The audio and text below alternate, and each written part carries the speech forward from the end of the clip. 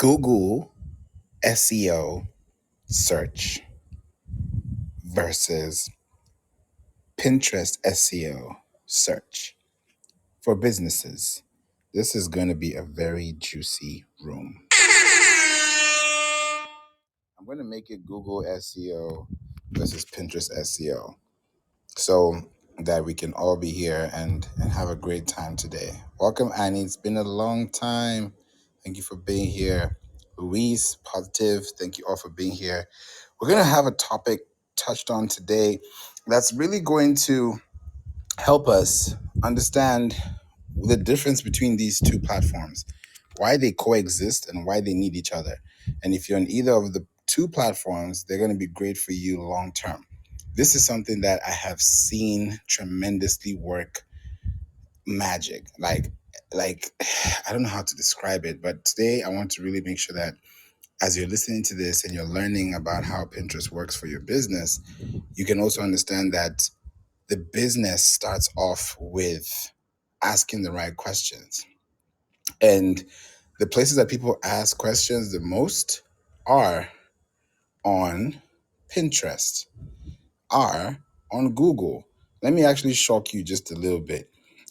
If you look at Pinterest, right, the word Pinterest, if you take off the letter P, it's going to be interest.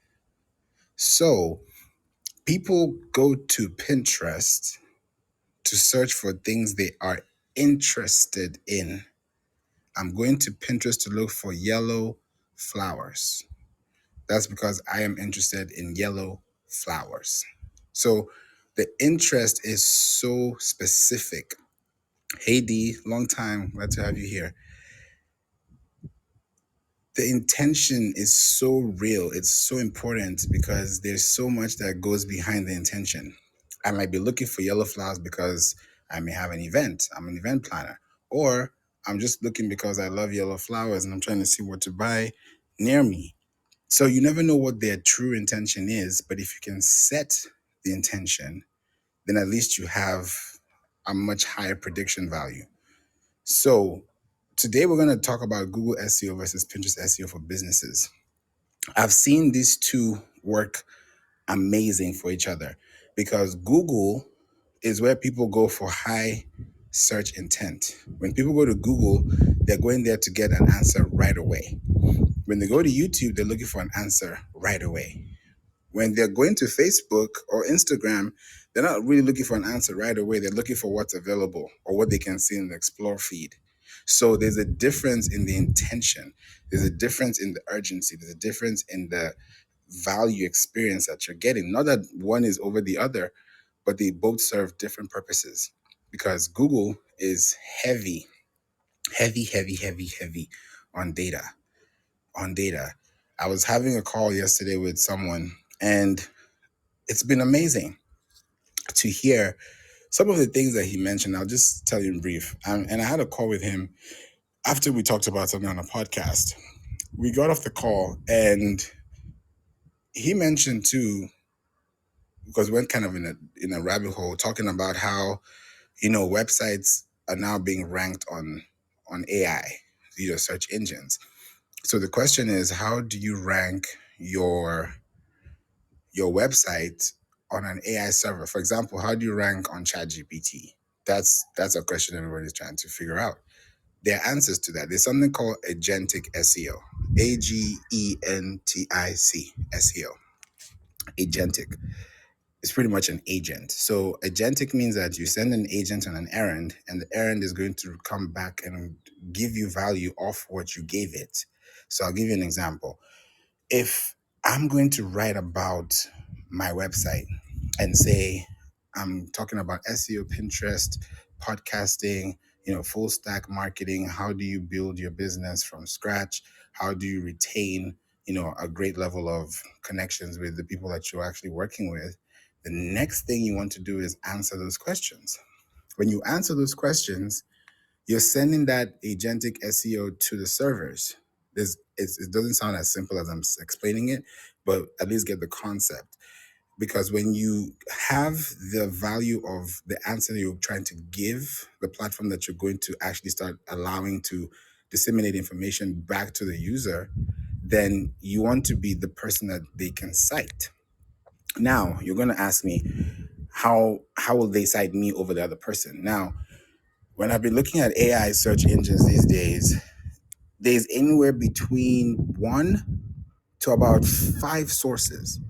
It can hit 8 if it's really expansive on a topic, but on average, between 1 to 5 sources is what you get, or citations. So imagine if you're one of those 5 citations that AI is contributing to. Welcome, boss lady. Glad to have you here. You want to create an experience, right, that is going to give the person receiving it value. Because ChatGPT is not the only AI search engine. There's Cloud, there's Perplexity. I use Harper AI. I don't know if you've heard of it before. It's an AI agent. It scans everything for you. You're able to, like, literally, I did something today which was really crazy. I went to a web page. I used my agent, my AI agent, and I got a zip code set, and I turned that zip code set into a CSV file from the AI server, and then I turned that and I put that into Pinterest. And then from Pinterest, I was able to target and say, okay, here are the people who we're looking for, and then take that to a billboard, because we also do billboard advertising anywhere in the world. If there's a digital billboard, we can see it, we can get it. Now, you don't want to just run ads or just show up on Google or show up on Pinterest because you have something to show. You want to make sure that whatever you're putting out there has a backup. And what is that backup? That backup is data, it's experiences, it's information, because your Google is going to tell you what people are searching for.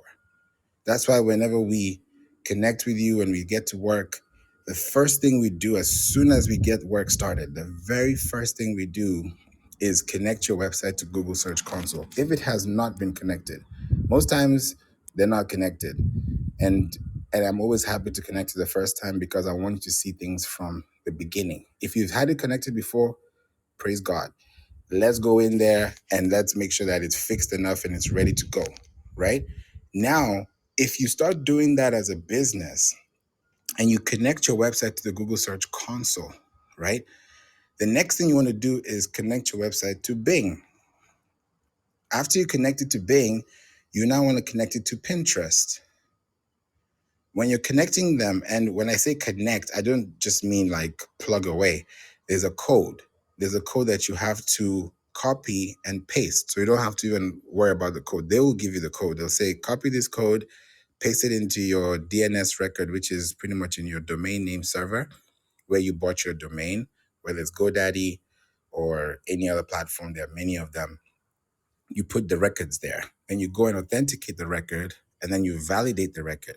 When you validate the record and it has a green check mark, then you know, okay, this record has been validated, so I'm green to go. Now that I'm good to go, I now have claimed my property. Now that I've claimed my property, it means that I can actually control it. It's like when you buy a car from a showroom or from a car dealership. When you buy that car, especially if you own that car and it's yours, you get the title, right? You own the car title. So what you've just done on Google is that you've owned the title to your car. You've owned the title to, you've owned your name on the road, because on the road, there are many cars like yours. But you have owned the title to be on the road because you have an owned car. Now, of course, you got to have a license to drive a car. But the concept is when you have a property that you own, when you have information that you can move, then you can easily move and connect with people. There's a client that we just connected with last 2 weeks. It's second week. Yeah. They do a lot of bariatric surgery. They do a lot of things when it comes to medical practice. And they've been in business. They have a brick and mortar store and some, office, and they're based in California. I'm in Houston, in Texas. And when we spoke, I was like, okay, you have 2 websites. Are they online? She's like, no, we're getting business, but they're not online. We have doctors, we have surgeons, people are connecting, but okay, it's moving, but is it really, really moving? Guess what? We connected her website to the Search Console and did a technical audit between and every website is different. So that's why I always like to say like there are different websites for different things. Some websites might launch right away. Some of them might launch after 2 weeks, sometimes after a year. So it depends on your industry, your business, and your product. So, but it works, it will still work for you regardless. It's just like you will still get to the finish line, but it determines how long to get to the finish line is dependent on how you structure your race or how well prepared you are for the race, right? How much energy you have, how much hydration you have. So that's the same thing we did for this website. In 2 weeks, she's jumped from 0 impressions to 20,000 impressions a week. From 0 impressions to 20,000 impressions a week. It jumped from 0 last 2 weeks, and then last week it was around like 8.99K. I was like, okay. This week it jumped to about 20. I was like, okay. So it's moving. And when you even type the name of the surgeon, her website shows up on Google on before the medical institute. So we're like, bingo, now we got it. So the next thing is, how do we make sure we maintain that? So it's not just guesswork or just saying, oh, we have this, we have that.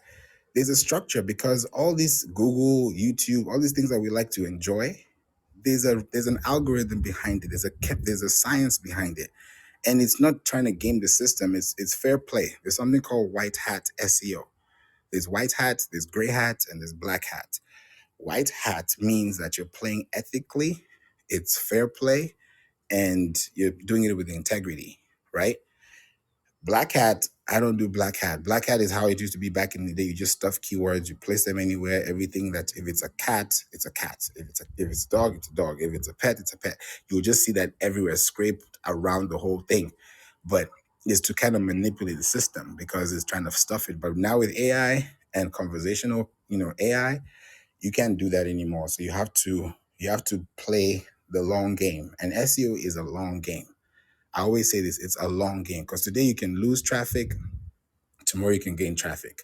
The next day can be silent, and it depends on your industry. That's why we look into seasons because every season, there's a time and place for everything under the sun. So right now we're in May. To all the mothers that are listening, happy Mother's Day. Appreciate you so much for all that you do. You look at this week, a lot is going on. You go to the store, you go online, you can't miss it unless you're sleeping every day or you're just not connected to the world. But at least you've heard something about today's message. Thank you, Favor. I appreciate you too. You think about the long-term effects, right, of SEO, and it starts off with today. Like, you know how they say the best time to plant a seed is today? How they say like the best time was yesterday, the next best time is now. It's because you don't know what's going to come tomorrow. You don't know what's ahead. If you don't plant your seed now, how will you know? If you didn't plant your seed and it rains tomorrow, then you lose because you were not ready for that harvest. You were not ready for that intake. So the same thing applies to your website. It applies to your business. If you don't put yourself in the position where your seed can grow, your website can grow, meaning that you plant your seed on good soil, means you plant your website on a good server, then it means that you can really grow. Because a lot of us have websites. A lot of us use websites. A lot of us operate with websites. But not every website is being seen, scanned, indexed, ranked, and performed at a high level like it could be if you don't connect those things. Google Search Console is different from Google Analytics. I'll say that again. Google Search Console is different from Google Analytics. Google Analytics is simply analytics. They even call it GA4. So the analytics will tell you what's going on, the behavior, the traffic, this, that. It's going to give you basic information, but it's also going to give you complex information. But at the end of the day, it's analytics. Google Search Console is the driver. They actually say it's the internet service provider of Google. That's what it is. Google's internet service provider, just like you have an internet service provider for your phone, for your computer, Google also has an internet service provider because Google has a parent company called Alphabet. And when you look at Google, there are different Google products. There's Google Maps, there's Google Drive, there's Google Docs, there's Google Sheets, there's Google Keep, there's Google Search Console, there's Google Looker Studio, there's Google My Business, there's Google. It can keep going, going, and going. So Google is a prefix. Whatever follows after that is where that brand tag follows. So if you're using Google, and let's say you have Google Workspace because you have an email address that is a work email or professional email, that's Google Workspace. It still has to be connected to Google Search Console because the internet service provider is going to provide your domain that has just been purchased for the first time or has never been connected to the web is now going to actually add power. It's like saying you have a house, you've built a house that is so beautiful, but there are no lights. The lights are not on. Not because there's something wrong with the light system. The problem is the light is not transmitting to your house. That's the same thing as Google. Because as long it's like a candle. If I light your candle, I'm not losing flame. I'm not losing power. I'm not losing energy. I'm adding more. It's thermal energy. So I'm giving you power too. I'm giving you that ability to do the same thing I'm doing at my capacity or even greater. So when you look at your website the same way and you say, okay, Google Search Console is an internet service provider, that means it's the engine of the car. Google Analytics is the dashboard of your car, if you want to really look at it like that. So when you have Google connected, the next thing is Pinterest, because nobody on Pinterest that has a business account doesn't have Google. Impossible. You can't do the reverse. It has to be this. There's structure, there's law and order, there's a way, there's a protocol, there's a way things are done. So if you have a website, your website is going to be connected to Google. So imagine if you're connected to Pinterest and you're not connected to Google. That's a misalignment because Google and Pinterest talk to each other. How? Through the algorithms, through the search bots, right? There's something called Google bot. There's something called Bing bot. Those are bots. The reason why they are bots is because they understand a language called hypertext markup language. That is HTML. That's what we use. When you go to Google search right now, when you go to your phone, you search for something, you get a result, you click it in blue, that's a HTML tag because it's telling you this is what is behind this link. When I send you an email and the email says click here, right? That click here means that I'm clicking here to go there. And if I don't click through here, I can't get through to there. So if your link is the intermediary between the information they're looking for and what they have in mind, then the experience you're giving them is going to have to be very stellar. It has to be top notch. It has to be something that you can enjoy. And it's possible because Google Images is technically Pinterest. If you really think about it, Google Images, even though we don't use Google Images like we used to back in the day, Google Images is technically Pinterest because the images that you get on Pinterest are pushed to Google. So if you have a Google website, if you have a website on Google, and let's say you have articles on your website, you have images, you have graphics, you have illustrations, you have PDFs, you have things that have value. Those links, those images have addresses. I don't know if you know this, maybe this is the first time you're hearing this, but when you have an image, there's an address to that image. You may not know the address, but there's an address. How will you know? If you go to your website or go to any website, go to your Chrome browser, try this out, giving you a very practical tip right now. And if you try this out and it works, please make sure you let me know or just, do some discovery. And I hope this helps. Use a Chrome browser, right click on your mouse, and you go to the section that says, especially when you highlight an image, It will tell you save image as. That's what most people do. There's a section that says copy image address. Copy image address. When you copy that image address, that is the address of your image on your website.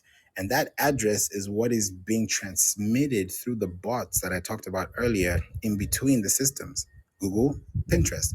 If I go online and I'm looking for social media tips for real estate owners or real estate brokers, the result I'm going to get is based on the address that I filled in from the query box. So if I'm looking for that exact key phrase, then what I'm going to get in response from Google are going to be a result list of responses. Now you wonder, okay, how am I going to rank on this platform? How am I going to get here? There are actually three. There's desktop, there's mobile, and there's tablet ranking. So when you're thinking about these things, you have to ask yourself, am I ranking on the desktop? Am I ranking on the mobile? It's like music. I may be number one in this chart for this station, but I may be number two on this channel for this station. It doesn't mean that the song is bad. It just means that it's a different affinity, it's a different audience, it's a different sound, it's a different style. So when you're able to fit into the two styles and then bring those two styles into play as a business, it's going to give you a great push. If you have an e-commerce brand, if you have a service brand, you can do a lot. If you have an Amazon affiliate link that you use for Amazon affiliates with your blog, great. If you have an Etsy store, you can use Pinterest. If you have an Instagram account, you can automatically push images from Instagram to Pinterest automatically. You don't have to even lift a finger on Pinterest. If you want to use Pinterest organically, that's a place you want to thrive because Pinterest is a visual place. It's so visual that the visual effect of making a decision financially is based on the value of information that you give.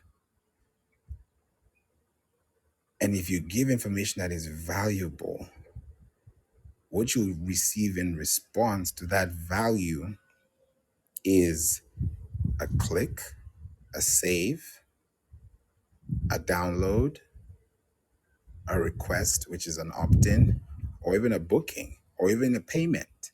It could come in any form. So your form of expression online, welcome Austin and Kurt. And Nate, also welcome to Clubhouse. I see you got a party hat. Welcome to the room. And Ambitious Butterfly, glad to have you here. And Leanne too.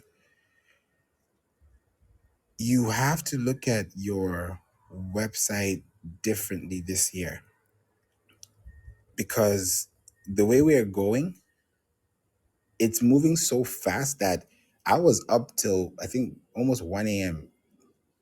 last night this morning because I was doing so much research that I ended up booking a call with someone. I had a call with that person this morning from Turkey because I was like, okay, let's talk about this specific thing here because I was trying to solve some things with Google, with Meta, with Pinterest, trying to figure out, okay, if this is a software and a tool that we have to use it well.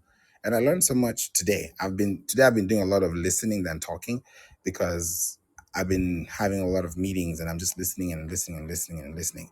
So me talking now, it's different because I've been, on the receiving end today, which is good because sometimes I want to sit back, take notes, listen, and understand, okay, what is really, really, really, really, really the bottom line here? Because a lot of us have questions. A lot of us have needs. A lot of us have things, including me. I'm not perfect. But when we're able to put ourselves in a position where we say, hey, I need help. Hey, this is happening. Then that conversation can happen. I've been listening to and this is about Google and Pinterest. So please listen to this too and check it out on YouTube if you're listening to this. It will bless you, it will help you, and it will straighten some things out for you. If you've never heard of this or check this out, please do. Jim Ron, OG. If you've never heard of him, please check him out. Amazing guy. And he was a person that really, really brought marketing and sales and advertising into what we have today and what we're enjoying. And I watched something, I bumped into it on TikTok, and I'm sure it's on Instagram, I mean on YouTube, because that's how people pull it from, or where they pull it from. He was talking about the art of asking. And it made a lot of sense, because every time you go online, you ask a question. Everything starts off with an ask. Everything. What's the weather? What time is it? Where are we? How are you? It's a question. You're asking a question in expectation of a response. The response you get is what's going to determine how you give back or how you give feedback. So if you're thinking about your website in 2025 as the resource, as the builder, welcome, Juliana, as the person to, and I can't wait to see you next week. I'm going to be out there in Chi Town. So I can't wait to see you.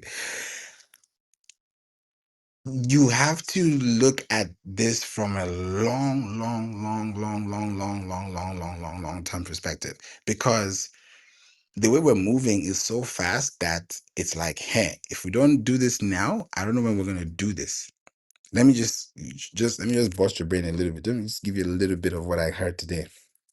And I was talking about this before, and when I heard it from the person, I knew, okay, confirmation. This, we're on the same path. This is something that I've been thinking about, and I'm on the right track. I've been talking about AI in a way, and I talked about this earlier in the room, with websites and AI, and how websites are really turning into platforms that are responsive.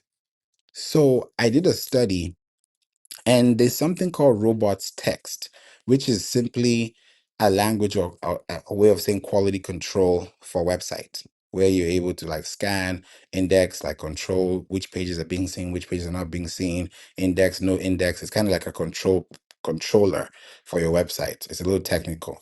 Now, because of the LLMs, which stands for large language models or modules, these large files, large files, right? Welcome, Michelle. These large files are being logged in, right? There are two things. There's logging and there's indexing, right? And I'll explain these two. Logging online, and I'm being very technical so that when you hear this again, or if somebody is doing your marketing or doing your, ask these questions, because this is, you can ask me and I'll answer it. But if you ask somebody else, please let them answer that question correctly. Logging. Logging is another way of Julian is laughing. Logging is another way of saying that I have put my website in a way that the search engines can identify me as a credible user of the internet that focuses on one topic or a range of topics, that still has me as a focus point because I'm the author of the page. Because every web page that you see online, whether you're reading an article or a PSA, press release, it's coming from someone. It's coming from an author, right? You might see their LinkedIn, you might see their Twitter or X, you might see their Facebook, but it's coming from a person. It's not coming from a bot. Yeah, it could be coming from AI, but somebody uploaded it there, or somebody's website is in ownership of that property. So, yes, we have robots text, which is the thing. But here's the other thing. This is what I want to now tell. That's why I brought this up. There's a new text called LLMs.TXT.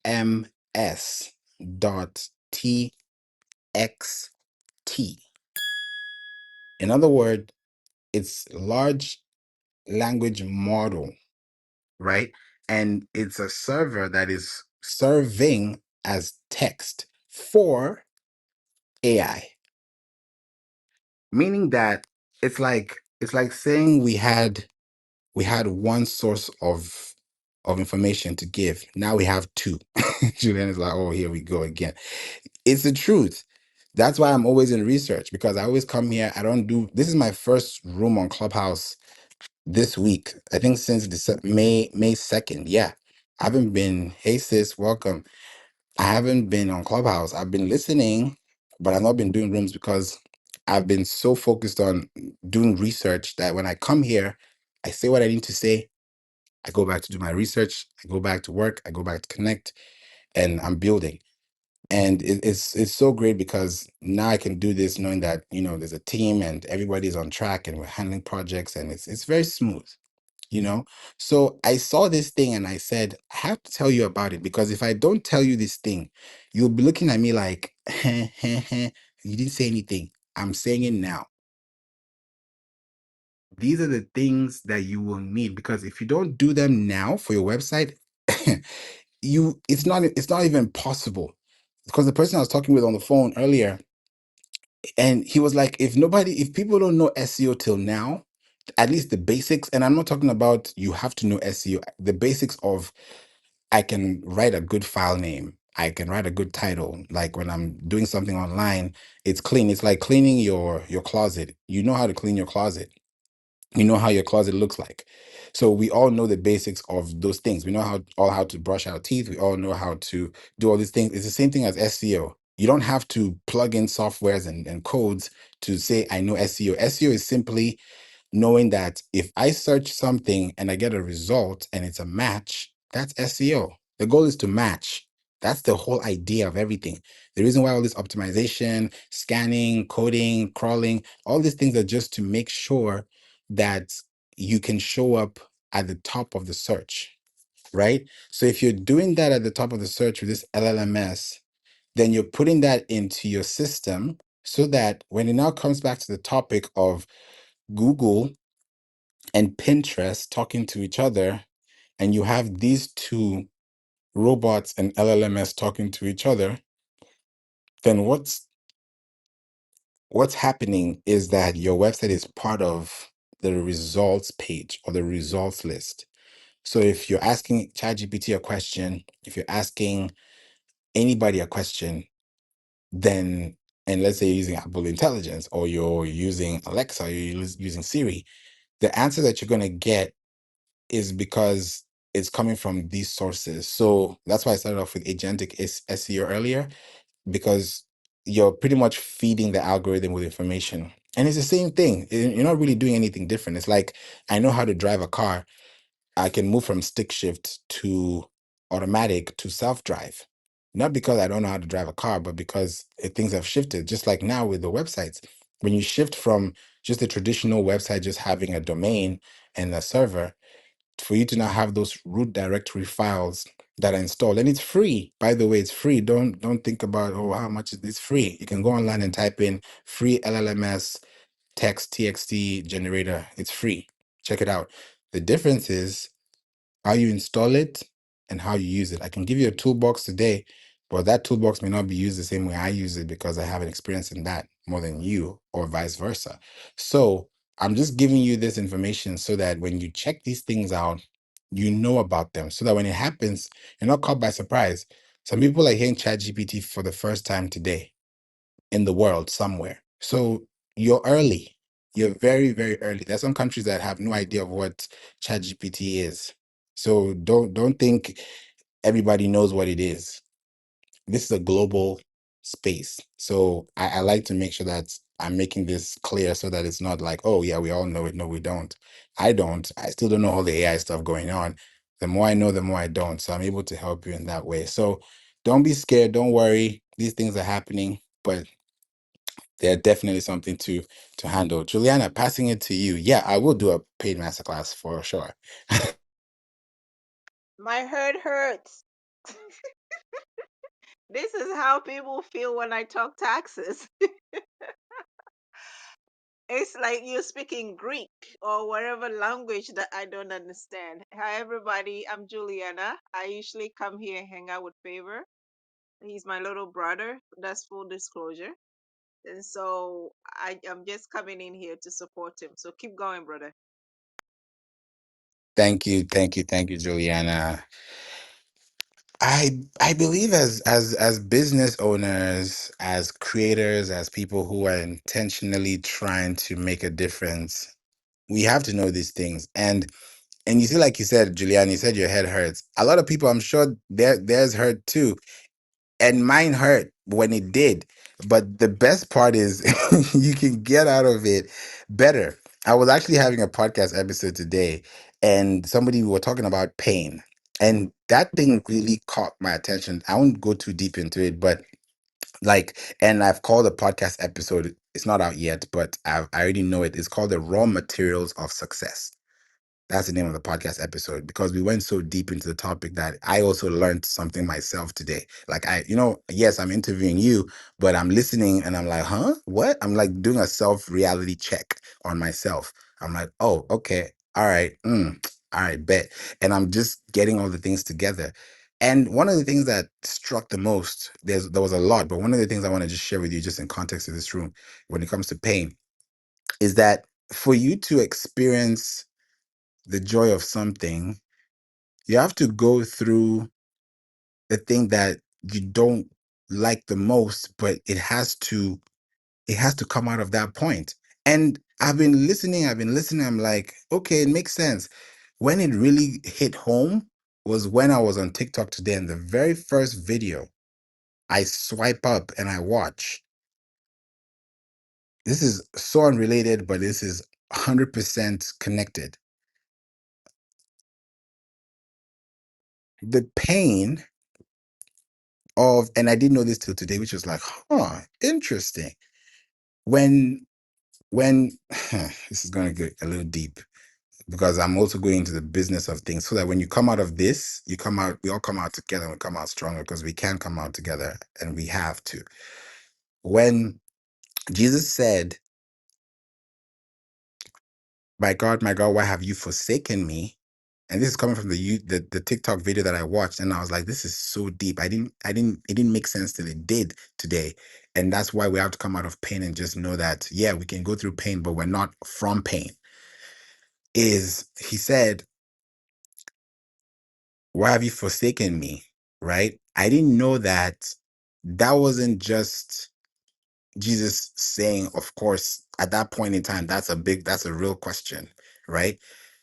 But intentionally, that was actually a prayer from Psalms 22 that David said, my God, why have you forsaken me? So Jesus was praying or singing a song, or reciting a song lyric from a psalm in the middle of pain,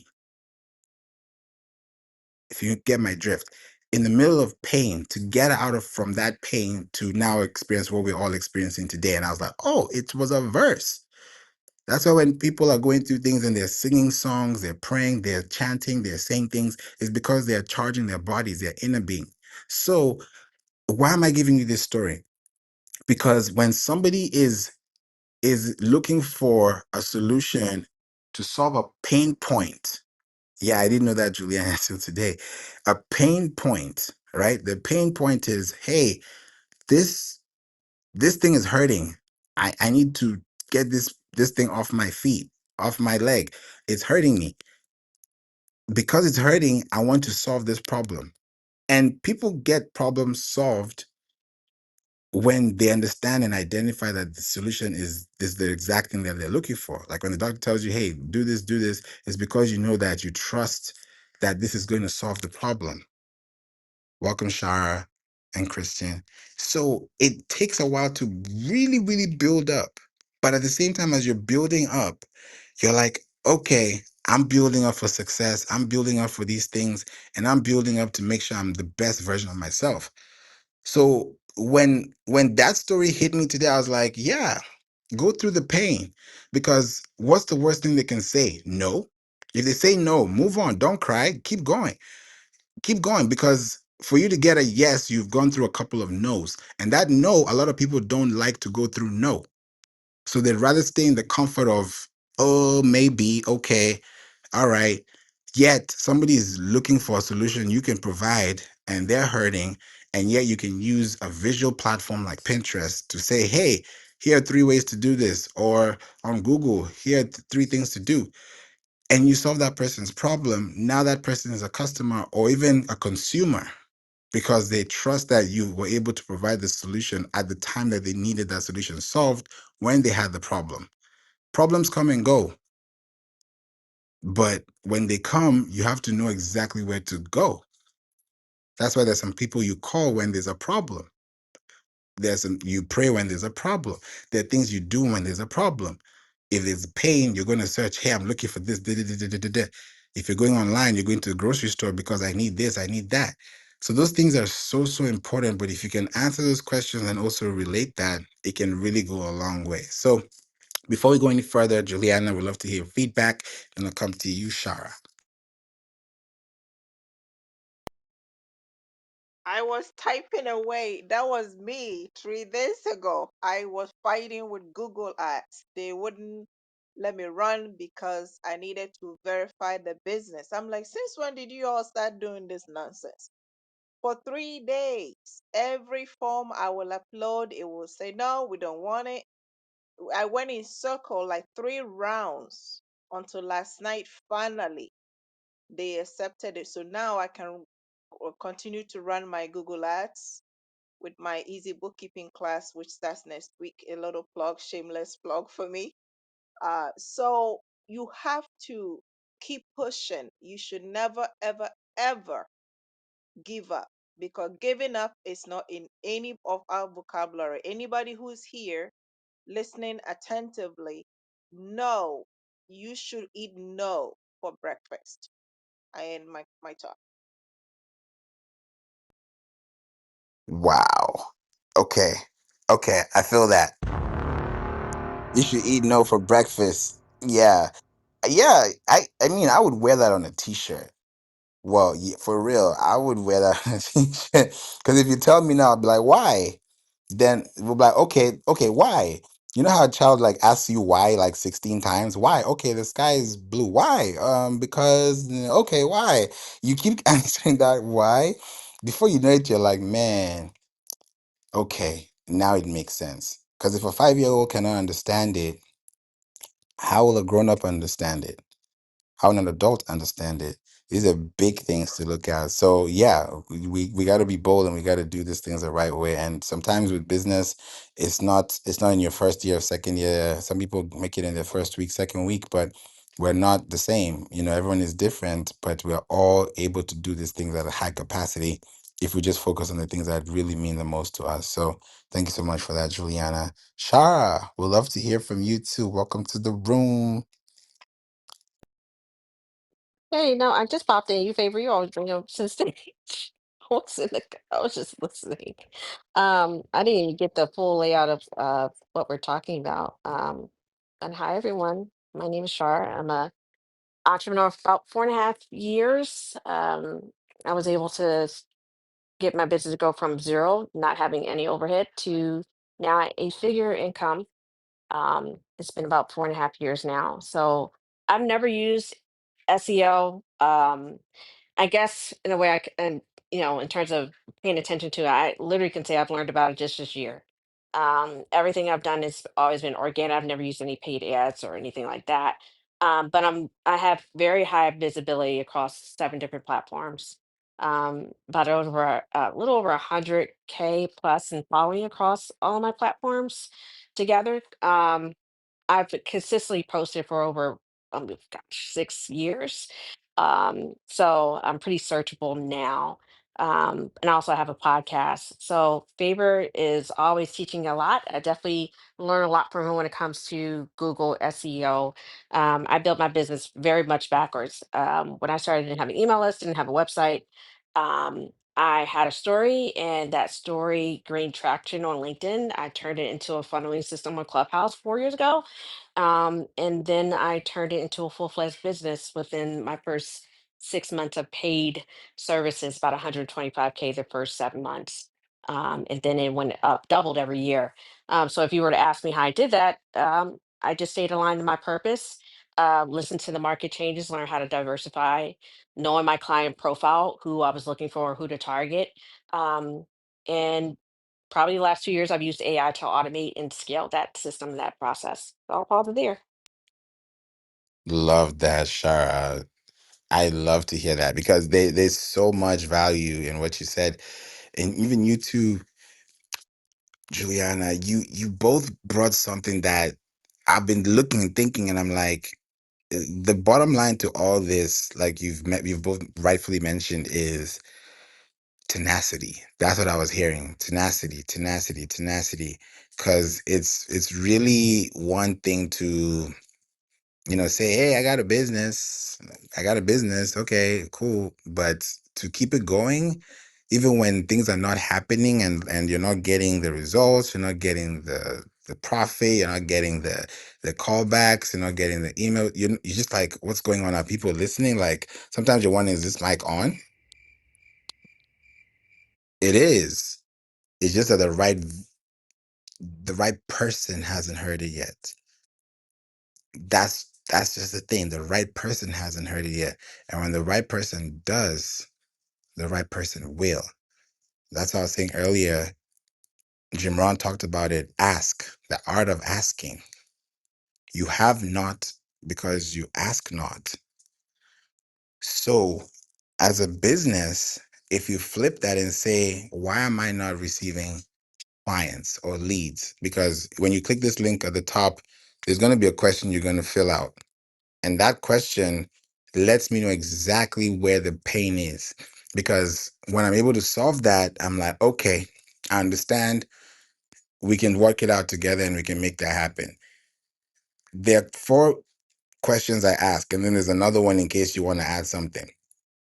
There are 4 questions I ask. What is your biggest challenge in growing your business right now? Because Google or Pinterest can do both. They can both solve that problem. Either or, both is better. 2 heads are better than one.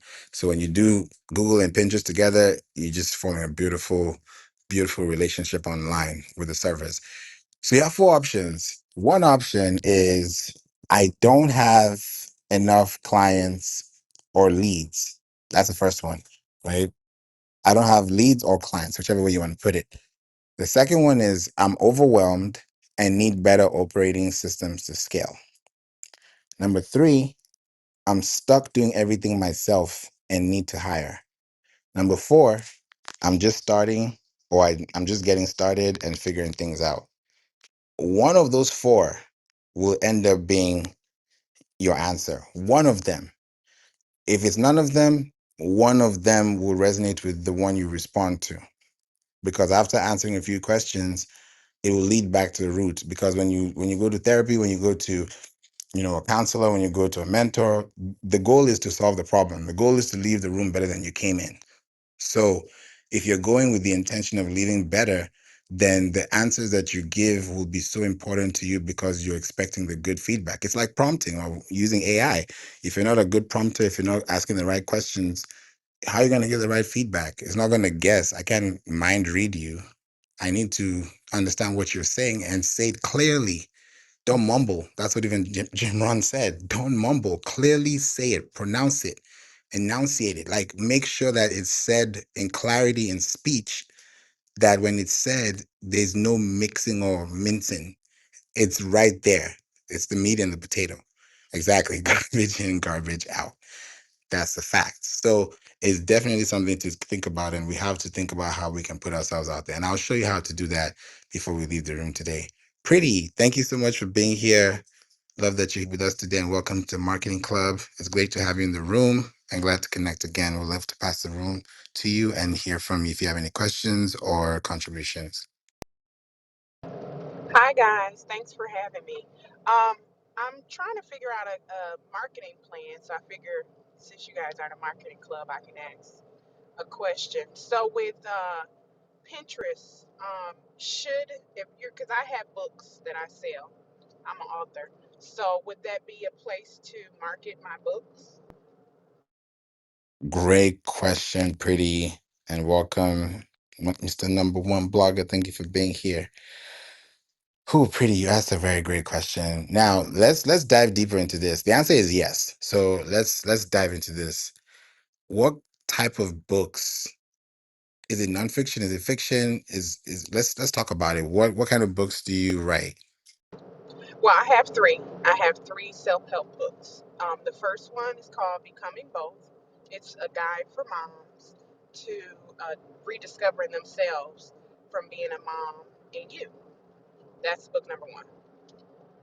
Book number two is for dads. It's called Life is Change, a guide to balancing life and being a dad. And my third book is called Just Do It, the entrepreneur guide for making your dreams come true. So that's a guide for entrepreneurs who want to start and they don't know where to go.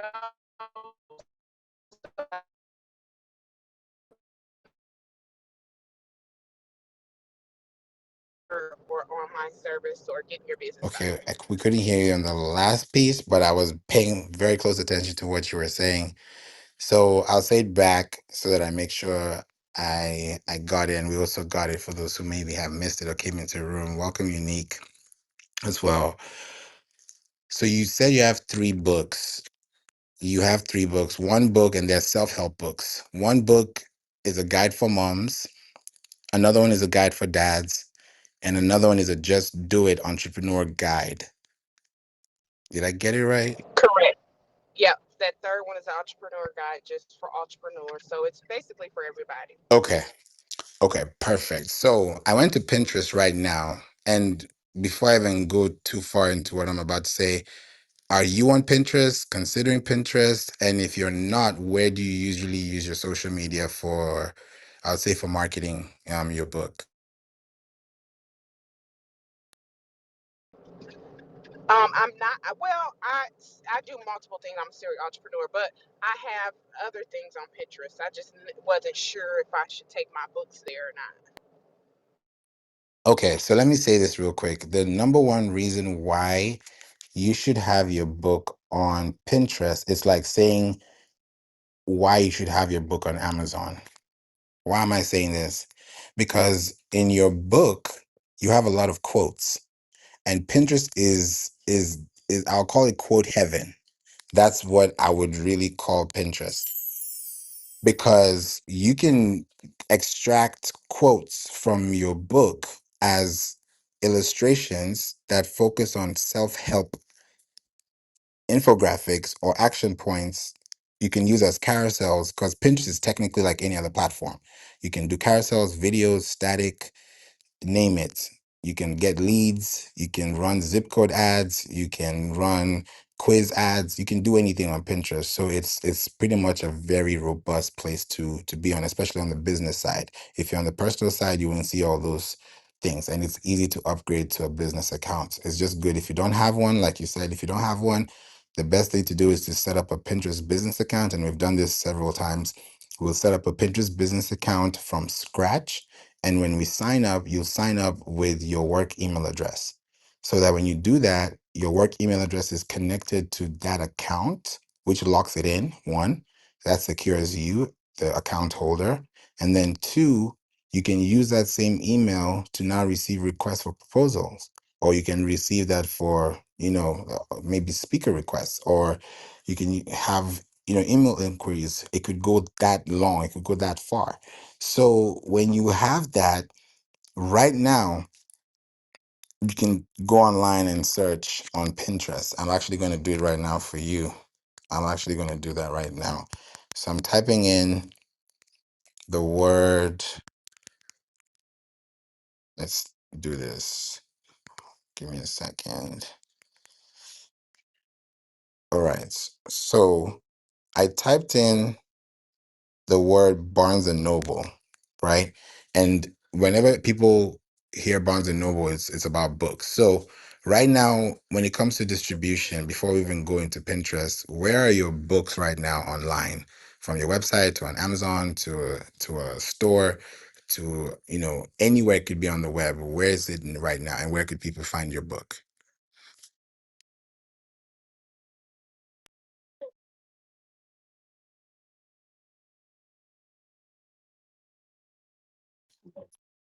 We're on here.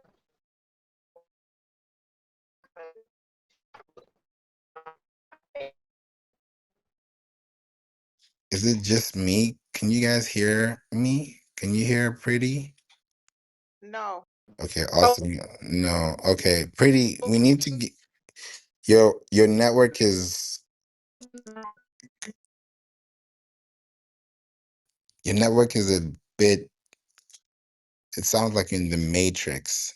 So maybe just feel free to interrupt me. If you have a red bar, then it means that your network is maybe bad on your end. But just feel free to interrupt me because I would love to hear, um, your feedback too on this, because these three books or these three types of books could be on your website.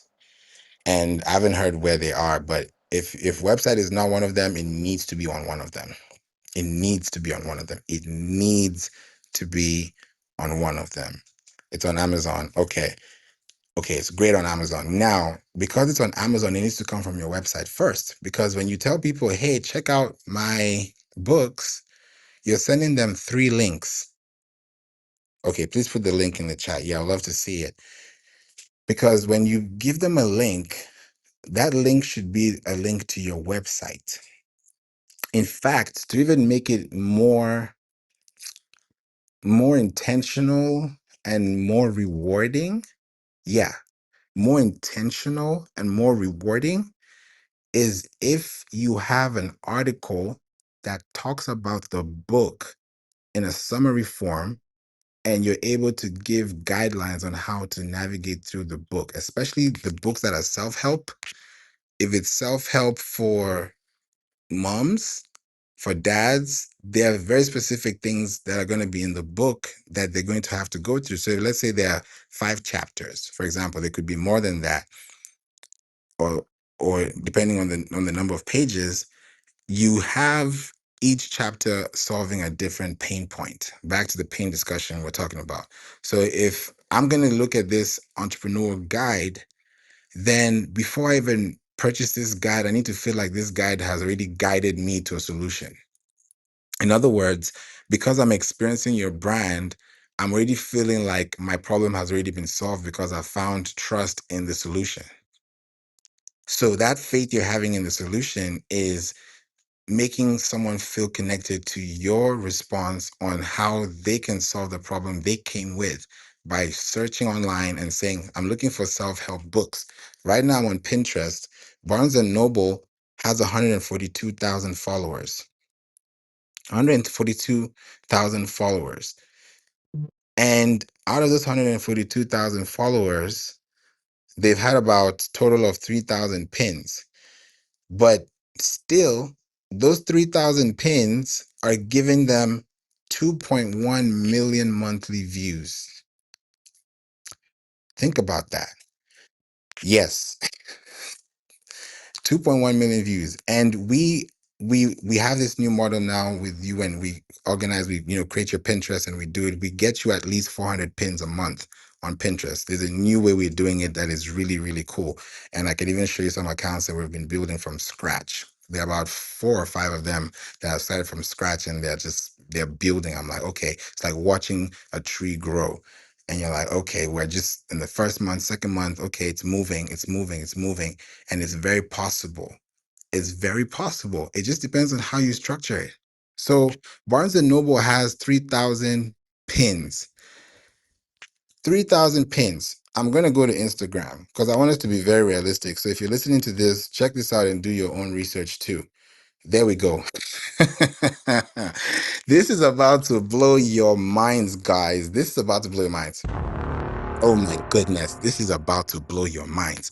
Okay, all right, let's get to work. So perfect. Barnes and Noble just published. I'm giving you real time news right now. This is the headline news. Barnes and Noble. This is a case study in live mode. Barnes and Noble have just published a reel on Instagram, and this was 3 hours ago. They have 1 million followers on Barnes and Noble, and they just posted 3 hours ago. Yet,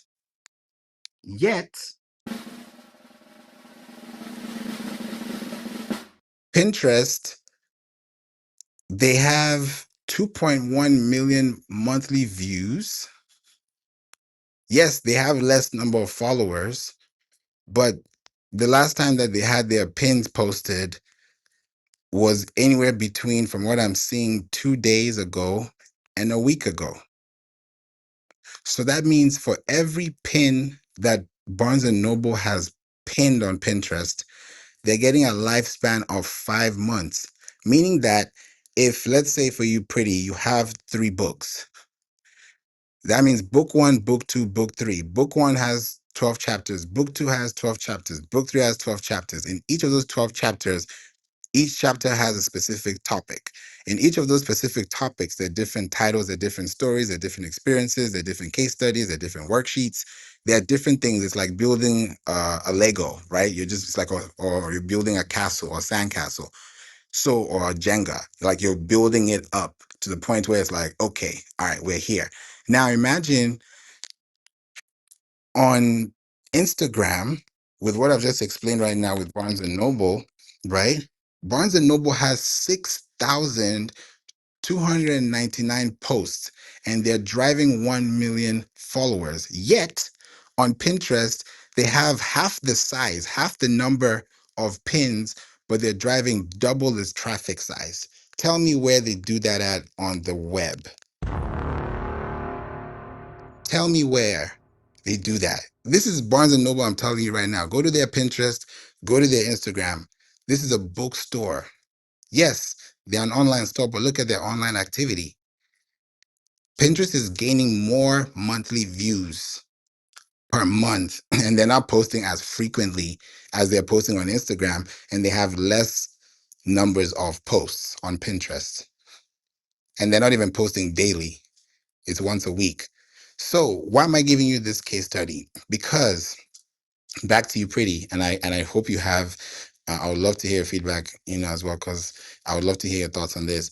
When you have those three, that means you have 3 aisles. You have 3 boards. And then when you have these 3 boards, yes, Juliana, you have to do that on your website because when you have your website, you have an article that you can control. We're talking about Google SEO versus Pinterest SEO for business here. So if you have a business, your business has to start from your homepage. You can receive payments from another business account that's not yours. Charity begins at home. So when you have your website, it means you have full control because when you go to this Pinterest, the reason why they're gaining 2.1 million monthly viewers, you can't even match Pinterest to Instagram because that's like matching apples to oranges because Pinterest is a visual search engine and Instagram is a community social media platform. Those are two different things, two completely different things. Welcome, Dr. Fashion and Ken and Valerie and Stephen and Emmanuel and Jason.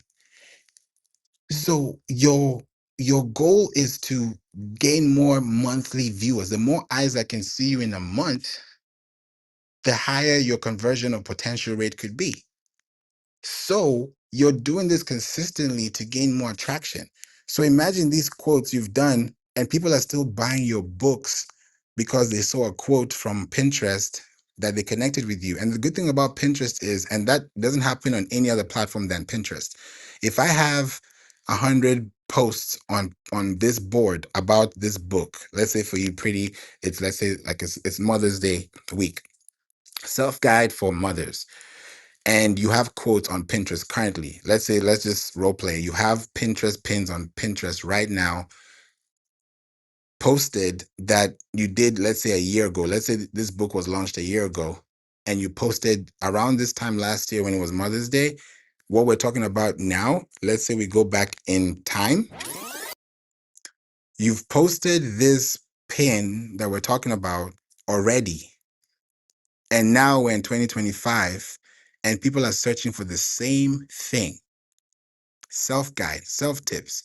I can search online and find exactly which seasons they are, where's the high peaks, the low peaks. And then you've planned ahead of time because Pinterest is a planning platform.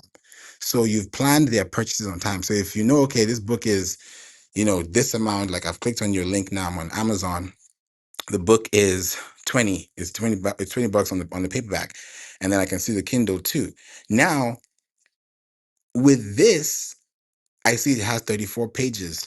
That to me is 34 article individual pages on your website.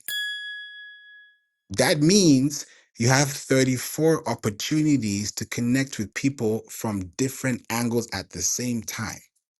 Meaning that if you have one chapter per board on Pinterest and each chapter is explaining a different concept, then if you, let's say, have 100 pins in this one board on chapter one, and I went to Pinterest and I opened my phone, POV, I open my phone, I unlock it, I open Pinterest, I'm typing in the search box self-help books for entrepreneurs. The first thing I see is Pretty's book, and I see self-help for entrepreneurs guide, start start today, or here's how to start as an entrepreneur, in three quick steps. I click on that. I now see your pin. I read the pin and I read the context, and the context is talking about there's a self-help book here. Click here for more information. It says visit site. I click visit site. As soon as I click visit site, I'm on your website. I'm on your website reading about this quote that I saw for the first 5 seconds. Now I'm on your website for the next 5 minutes. So imagine that and compound that interest on Pinterest with a number of people interested in the same thing, like this person. And if you're running ads, even better, because Pinterest has something called a tag. So just like on Meta, how they have lookalike audiences, on Pinterest, it's actor-like audiences, meaning that we have the same consumer behavior trait. We act alike because we want to show up for the same thing, because we plan alike. Oh, I'm planning for this, I'm planning for that. So you have these books, and these books are now placed on Pinterest. And now I'm reading an article out of the 34 articles you have on your website, for example, that are talking about this one book. Now you have 34 pages that talk about one book, which is your book. And now all these 34 links are on Pinterest. What you've just done is you've compounded the chances for you to get attraction, attention, and retention. Because now that attraction is allowing me to be attentive to what you're saying, and it's actually keeping me in the loop because now I'm interested in what you're talking about.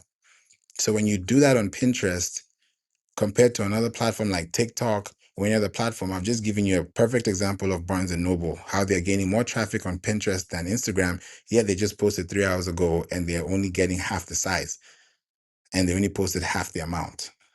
So at the end of the day, it's for you to decide, am I going to spend 3 to 12 months building my house so I can enjoy the next 10 to 12 years, enjoying the dividends, or do I want to keep doing this for the next 10 years, freaking out the algorithm and seeing if anything changes? It's really up to you. So, Pretty, I'd love to hear your feedback if you're available to speak. Thank you. I really do appreciate information. This is something new for me. I never really utilized Pinterest, so I do appreciate all that information. I am going to create a page and play around with it a little bit and see what I can do. So I definitely will send you a message if I have any questions. Thank you, Pretty. Appreciate you.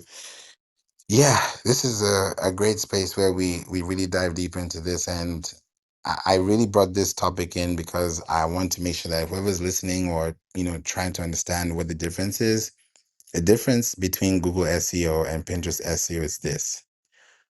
Google SEO in its natural form is a place where people go to look for information with a high intent, with a high search intent, meaning that they are actively looking, like I'm looking for a plumber right now. I'm looking for a locksmith right now.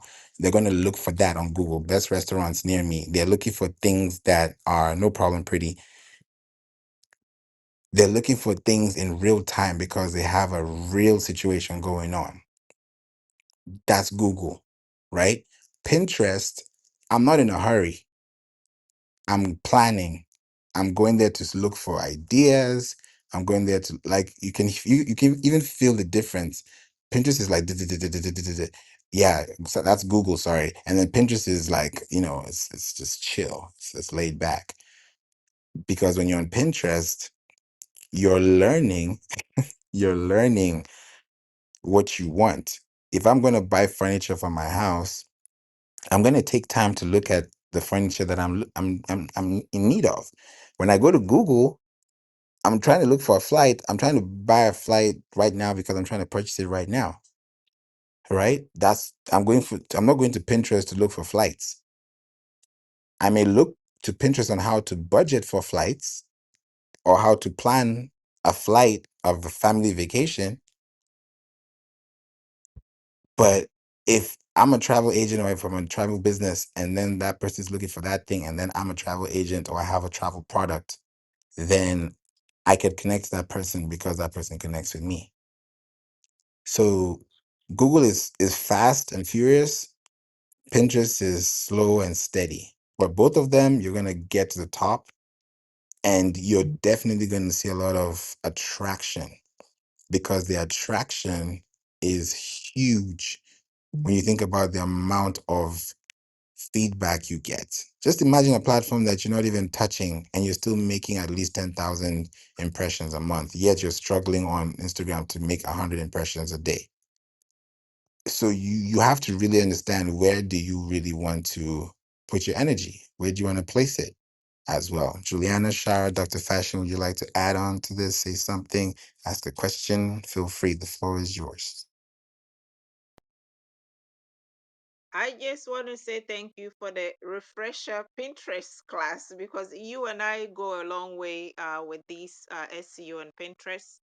You personally set up my Pinterest, which is still on fire, with the in combination with the SEO on the website. One of the leads I got today was so huge it almost made me fell out of my chair. It's a hotel chain that looked up a bunch of CPAs and called me, little old me. I was sitting there going, what? And there are over 1,000 CPAs in Chicago. And they call a small firm like my size to get a service. And how did I get to the top? Is because I did the work with you. So anybody who's sitting on the fence, he's very patient. This is my little testimonial. I say he's my little brother, but he's not blood related, but we are brothers and sisters at the end of the day. He's my client, I'm his client.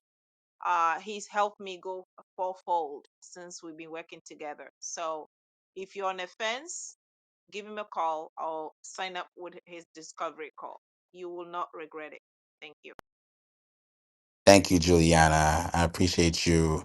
Yeah, it's what, 5 years now? My Yes, goodness. sir. Wow. Yeah, time flies. Time does fly when I don't say when you're having fun, but when you're focused, because you can look back and you can really, really, really enjoy that. Oh, I'm passionate about this. There's some people that I've even like heard, like, they won't even work with you if you're not passionate about what you do. You can have $1 million, but if you're not passionate about what you do, they're not working with you. There are people like that. So it's a big thing, and now it's like, okay, where's your legacy? Where are you really thinking about today? Like, where are you planning for tomorrow? Because everything we're talking about, Google, Pinterest, business, all these things are great, but what are we really doing this for? We're doing this for our families. We're doing this for our legacies. We're doing this for our future. We're doing this for ourselves. We're doing this to become better, and we're doing this in a way that is unique. So if you're doing this with that much passion, it's different. Somebody was saying on the podcast, and he was like, and he kind of cracked while saying it, and I was like, I mean, it's true, and it sounded like the sad truth, but he was, and I'll paraphrase, he's not the only one that has said this. He mentioned and said that if you think entrepreneurship is too hard for you, or building a business is too hard for you, then get a job. And that is something that he said, because there's structure, but with a business, you're building the structure. There's no structure in place. You get a job. Yeah, I'm going into structure. I'm walking into structure. Like, I don't have to lift a finger. I'm good. I'm fine. I'm blessed. I'm great. I'm happy. That's a great feeling as a business owner. You have to pray and ask God to help you find a solution because some things could be happening and you don't know what's happening. And this client does this client does that. But that's the pain you go through, because on the other side, you won't be doing that anymore at some point because you've gone through that. You've paid your dues. You've done your part. So just do this and do it well, and the right person will come. The right people will come. The right people will come. Like, that's why, because sometimes they're like, hey, how am I going to get sales with this SEO? I'm like, hey, I'm not the one bringing people to, I'm laying the foundation. If you like this house, you drove here. I didn't bring you here. You found this place because it was available to you.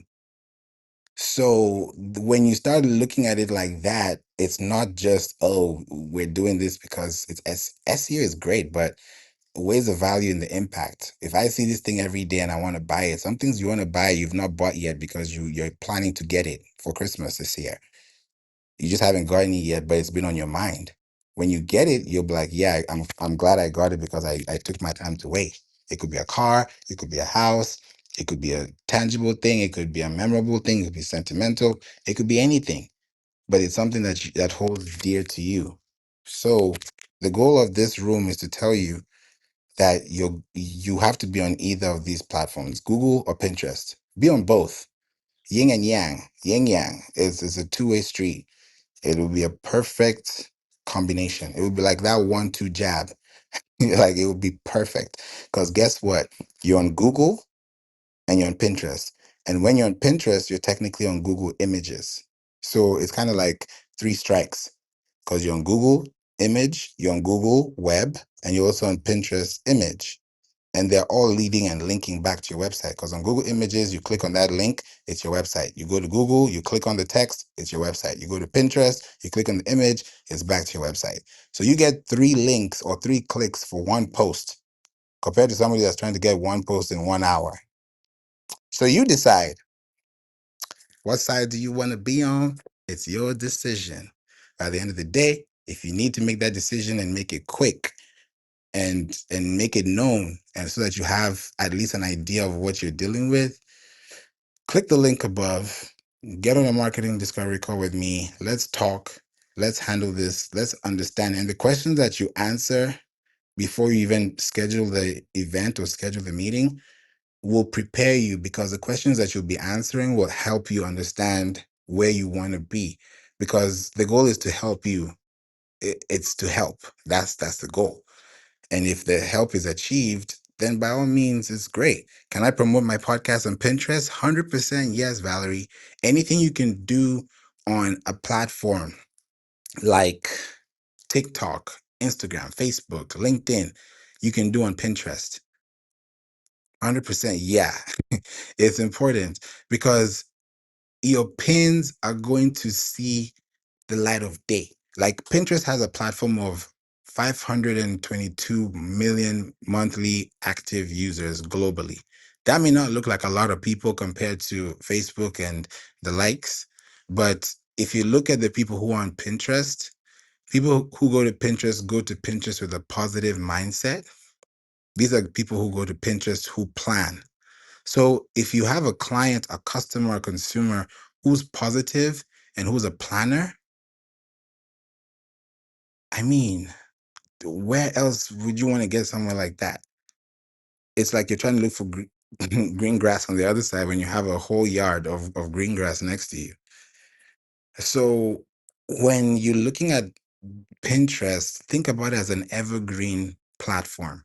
And why I love Pinterest so much is that you can use Pinterest as a testing ground for your other platforms. So, for example, Valerie, let's say you have 3, yeah, perfect example. Let's say you have 3 clips and you don't know which clip you want to post, let's say to LinkedIn or to Instagram. You post those 3 clips the same way, exactly the same way, same text, same caption, same everything, but different video. You put it on Pinterest, give it a week, come back the next week and look at your impressions. The one that wins is the one that you're going to put on the platforms that you haven't put this video on. And what happens is because Pinterest has verified that this information, and it's not because maybe you said something right, which you did, and it's also possibly because you wore something that caught their attention, or maybe there's something you said or how you started the conversation that led to that stickiness. So when you're doing that and you now use Pinterest as a testing ground, and then you go to Google and then you post it as a blog, that's crazy. Because what happens is you still have these three. It's not like the other two are not doing well. They're not doing as well, but they're getting something. It's like dividends. You have a portfolio, but it's not every asset or everything in your portfolio is going to be 100%. You're going to have a pie chart, but each of them are going to contribute to the bottom line. So if you're creating consistent content that's contextually connected to the person that you're connecting with, because of an episode that is talking about a specific topic, then that's the video that they can now see and enjoy. And then that link behind the video takes them to your website. Bingo. Now they're reading an article or a summary about your episode. Now they're a subscriber. Now they're in your email list because they were looking for something. When you take off the P on Pinterest, it's interest.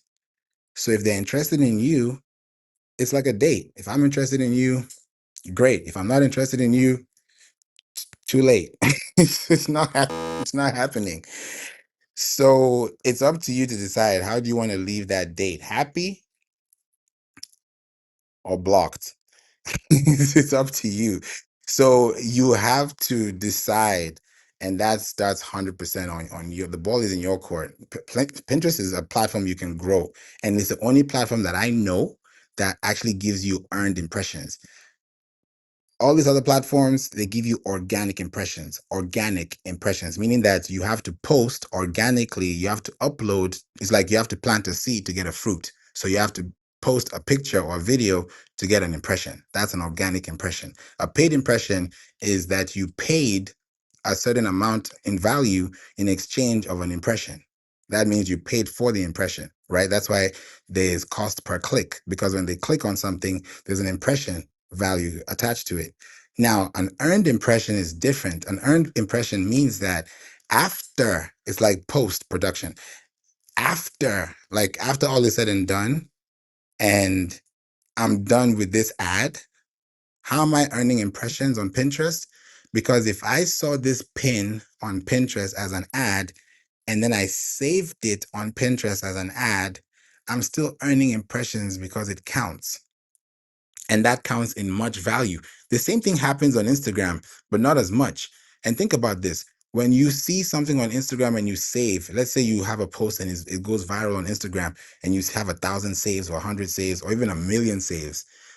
Trust me, Instagram is not going to show you who those 1 million people are. For a fact.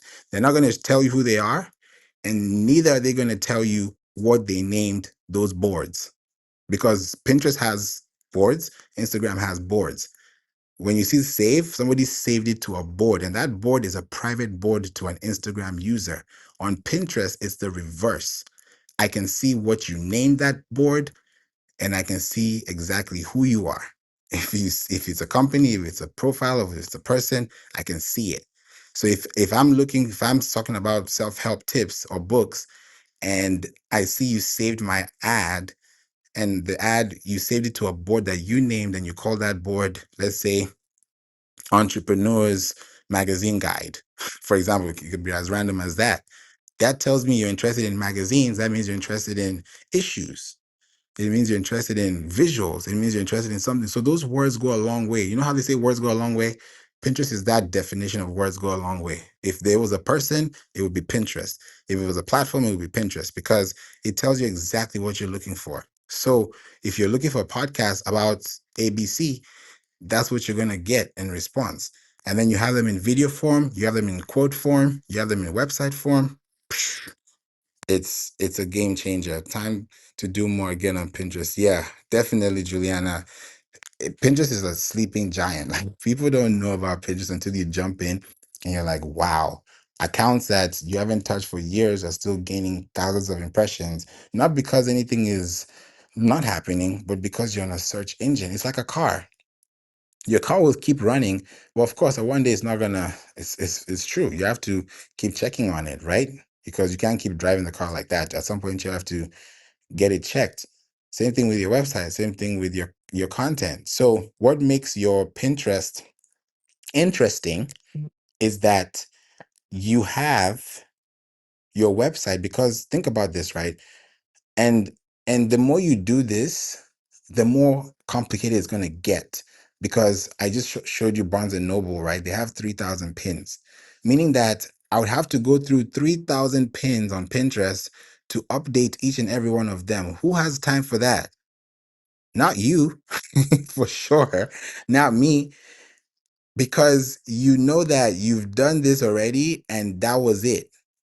Now, how you can still revive and thrive with that same pin you posted 5 years ago is when you posted that pin with an attachment that attached back to your website. So when you go to your website and you say, "Hey, I'm going to this article that I looked at 2 years ago," and I refresh and republish it, it's going to reserve the algorithm and refresh the cycle.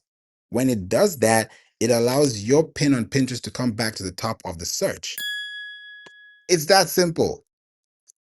It's that simple, but people don't understand that simplicity because they complicate things.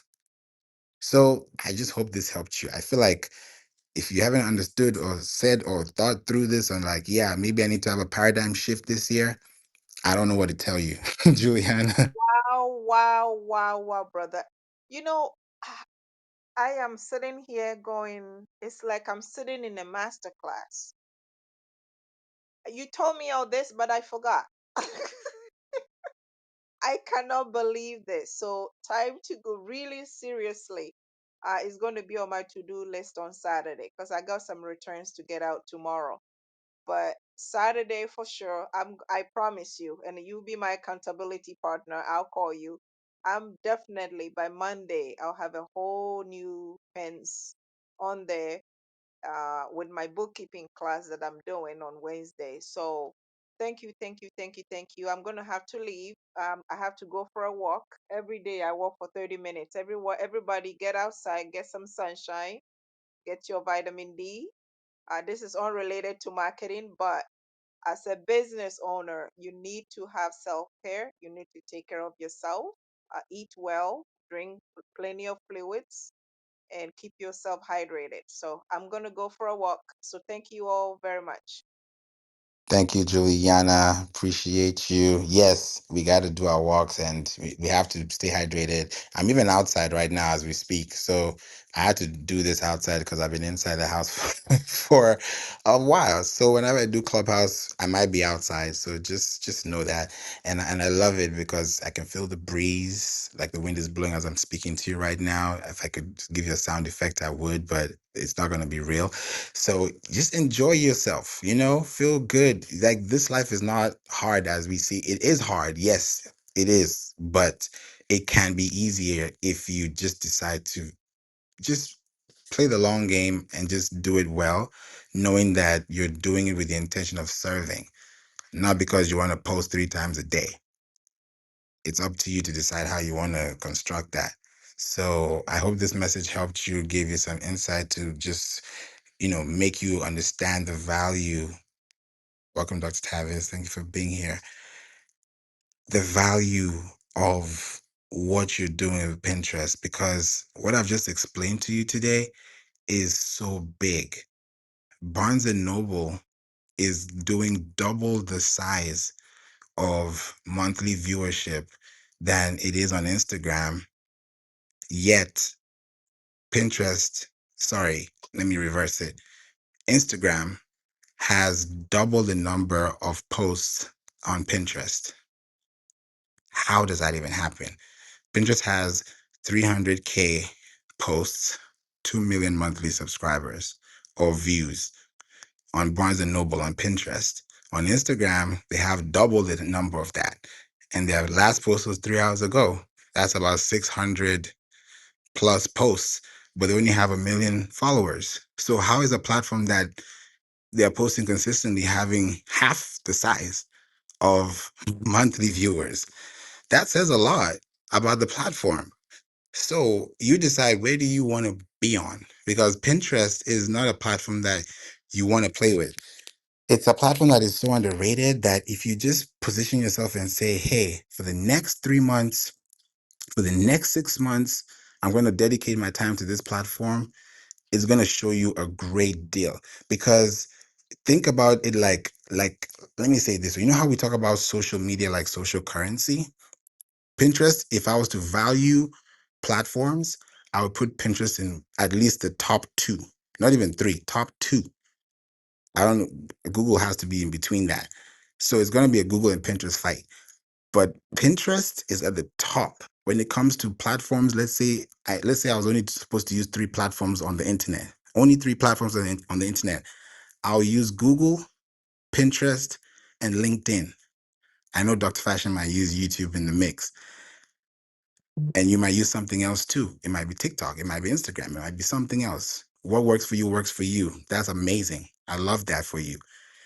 I'm seeing that if you look into a platform like Pinterest and just give it a chance, give it a shot, you'll be surprised at the number of people you connect with. And the reason why you're not seeing results on Pinterest is simply this. Let me just break it down for you, because I've given you the formula, I've given you the scope, I've given you the style. Dr. Stafford, thank you. This, the reason why you're not doing well on Pinterest is because, one, you've not done the first order of the day, which is to find the interest of the person that you're connecting with. Pinterest, drop the P, it's interest. So if I go on a date with you, if I go on a business trip with you, if I go on a mission with you, then my goal is to achieve a goal with you. If we're going for a meeting, the agenda of the meeting is to accomplish a task, is to check off a list, is to milestone a task. So if the goal on Pinterest is to connect to the person who's interested with you or in you, then you want to make sure that the person is staying. And how are they staying? By clicking, by engaging. And how are they engaging? You don't engage with one thing. Imagine if you went to Walmart, or you went to Kroger or Publix, or you went to HEB somewhere, and you were going to buy, let's say, bread, and you only found one loaf of bread on the whole aisle, just one loaf. You just got one loaf and that's it. Yet on the other side, there's a plethora of loaves of bread. You're definitely going to be on the other side because you have variety. Your eyes see more things that you can pay attention to, because your eyes like things. You like good things. So when you look at Pinterest, Pinterest is going to give you things to look at. So if you're interesting, they're going to find you interesting and click on you. It's like any, mini, miny, mo. If they find you interesting every time, great. Because if I have 10, and this is the best thing about Pinterest, and I'll give you this scale right now. If you have 10 pins on Pinterest coming from one board, meaning that if I have 10 different brands that are 10 different types of loaves of bread, or 10 different bread vendors, but I'm on the same aisle, that's the bread aisle, right? Those are your pins and those are your boards. Now, when you look at those pins and the boards, if I come today and I look at, oh, I see white bread. Okay, I'll come back tomorrow. I come back to the same aisle, the same aisle. Why am I coming to the same aisle? Because I'm looking for bread. So if I come back to Pinterest tomorrow and I type in the same keyword, bread, like I typed yesterday, I'm going to find almost the same results. But what I'm going to expect is a different variety, right? Because yesterday's bread is not today's bread. Yesterday's price is not today's price. So when you look at the bread that you're getting today, you might see, oh, this is wheat bread, but you're getting that same bread from the same source, which is coming from the same board. Now you've seen a different type of bread, but it's coming from the same place. That's Pinterest. So if I see something that I like and it's you that I like, and then I leave, come back tomorrow looking for the same thing, because you've been talking about the same thing in a variety of posts or pins, I'm going to find another pin that I didn't see yesterday that Pinterest will serve to me today. Meaning that if I ate steak and fries, tomorrow I'm going to have steak and mac and cheese. Someone's going to have steak and turkey, or someone's going to have steak and something else. Whatever they're trying to fill up in their plate, right? You're going to a hibachi or you're going to a dine-in. Where are you going to? People are going to have all those things. So now when you have that and you've accumulated that, right, especially in your first month, and I always encourage people say, oh, how much am I going to run ads? Run it for $1. I've seen $1 a day bring 1,000 impressions a day on Pinterest. I've seen it. And it's like, huh? Yeah. Because if I'm zip code targeting, it means that I'm targeting exactly the people I'm connecting with. If I know that these people live in this place, or there's an event happening in this area of town, and I know that everyone that flew into this city is coming for this event, then within a 20-mile radius, I'm going to run a campaign on Pinterest that's going to serve on Google, because there's an image that's connected to a web link that has an information that is linked to what I'm discussing that you're interested in. So it's a web server. They're all connecting together. So by the time I'm now running campaigns on Pinterest, I'm intentionally running ads to make sure that I can gain information. Then this is now the juicy part. When you get all that information, you can actually run something called a Pinterest report. What is a Pinterest report? It means that if I've run an ad, I can export that ad and I can serve it to you and say, hey, these are the people that came to your ad. They're looking for curly hairstyles, for wavy hairstyles, for box hairstyles, for fringes, for ponytails. They're coming for this. Now, the ball is in your court, because Pinterest has served you and told you people are interested in this, and this. So what are you going to do with that information? Okay, I'm interested in bowling. All right, then, okay, fine. Have a good day. That didn't solve my problem. I want to bowl. Where are we going? That's the next question. Okay, how much is it? Okay, which aisle? Okay, what shoes? Okay, what's your shoe size? It starts to get very specific. Then at this very point of that time, you're now in the experience because you're part of the experience. Yes, you want a bowl, but before you touch that ball, you went through a couple of processes. So that's where the process comes in. That's why I was telling you earlier today that I was so blown away when it comes to pain. Because in my mind, I was like, why am I hearing about pain? Because it made sense. And I was like, okay, I watched this video and I said it earlier that I saw this TikTok video earlier and it made so much sense to me. It just came circle close. And I was like, okay, when Jesus said, my God, why have you forsaken me? And I'm saying this again so that if you didn't hear it in the beginning of this room, you're going to hear it again, because it really hit me hard today. I was like, wow. When he said, my God, why have you forsaken me? He wasn't just saying it. It was a Psalm 22 prayer. He was singing in the middle of pain. He was quoting us a lyric, David's lyrics, in the middle of pain. And he was trying to get out of that pain, but he was still going through it. So how did he find himself out of that pain?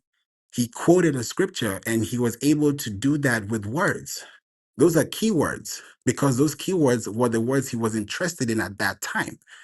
So when you look at the interest of how you vocalize and say things, oh, I'm looking for this, I'm looking for that, I'm looking for this, I'm looking for that, because you have a satisfactory mindset, there's something you're trying to fulfill. So when he fulfilled that, he was able to process that and continue through the process. Now, if you take that same application and apply that to your business, or to apply that to how you structure things, when you start quoting things and you start putting your website and saying events, conferences, and this, or teapots, or yellow daisies, or 6 by 8, pixels or inches, or I'm looking for this or that, I'm looking for something specific, I'm looking for, you know, honey chicken barbecue. That's exactly what you're looking for. So when you use the words that come out of your mouth, that come out of your mind, knowing that there are 70,000 thoughts that run through your mind, and the one that comes out of your mind that ends up on your fingers, that you end up typing into the search box, is because that is what is actually attributing to the pain at the moment. So if you show up as a result and you're the person at the top of that results page on a desktop, on a mobile, and a tablet, then it's a great gain because now you're on Google, somebody found you there, you have an article, there's a Pinterest post that's tagging you back, and now somebody has found you on Pinterest, they've left the platform, and now they've gone to where you actually hang out, which is your podcast, or you hang out on your website, or you hang out in a community, or you hang out somewhere else that you told them to go to. It's different. So when you do these things intentionally and you set the intention, and not just say, I'm trying to post all times, it's, yeah, you can post, but let your post create a ripple effect so that when you look at that post a year from now, you can still benefit from that post a year later. So I hope this helped you and gave you some concepts and some insights to really tackle this. And Dr. Fashion, I don't know if you're available because I'd love to ask you this too, because you're also on Pinterest and you've also, you use YouTube more than Pinterest, but you still see the effect of Pinterest from your YouTube. How do you see that playing a big role into, what you're creating online? Yeah, and hey Favor, how are I'm you? great. Nice to. Such a great topic. And it's so funny that you have a room today because I was telling a creator to connect with you because Pinterest is great, especially for YouTube. Um, so just to kind of share a little about how I utilize Pinterest and tie it into the channel, I use it for content ideation. So we do have a lot of great tools on YouTube for things, but sometimes the ideas don't always match. So then I'm able to have even more ideas for videos. And one thing I love about Pinterest is they give you analytics around those ideas. So if I see that there's a super high search volume for something, then I'll take it and turn it into a video. And I don't wait. So I do a lot of research on Pinterest. Um, I also repurpose a lot of my content and I have my YouTube channel connected. So oftentimes I might share teasers or little clips and then I'll funnel people to the long form video on YouTube.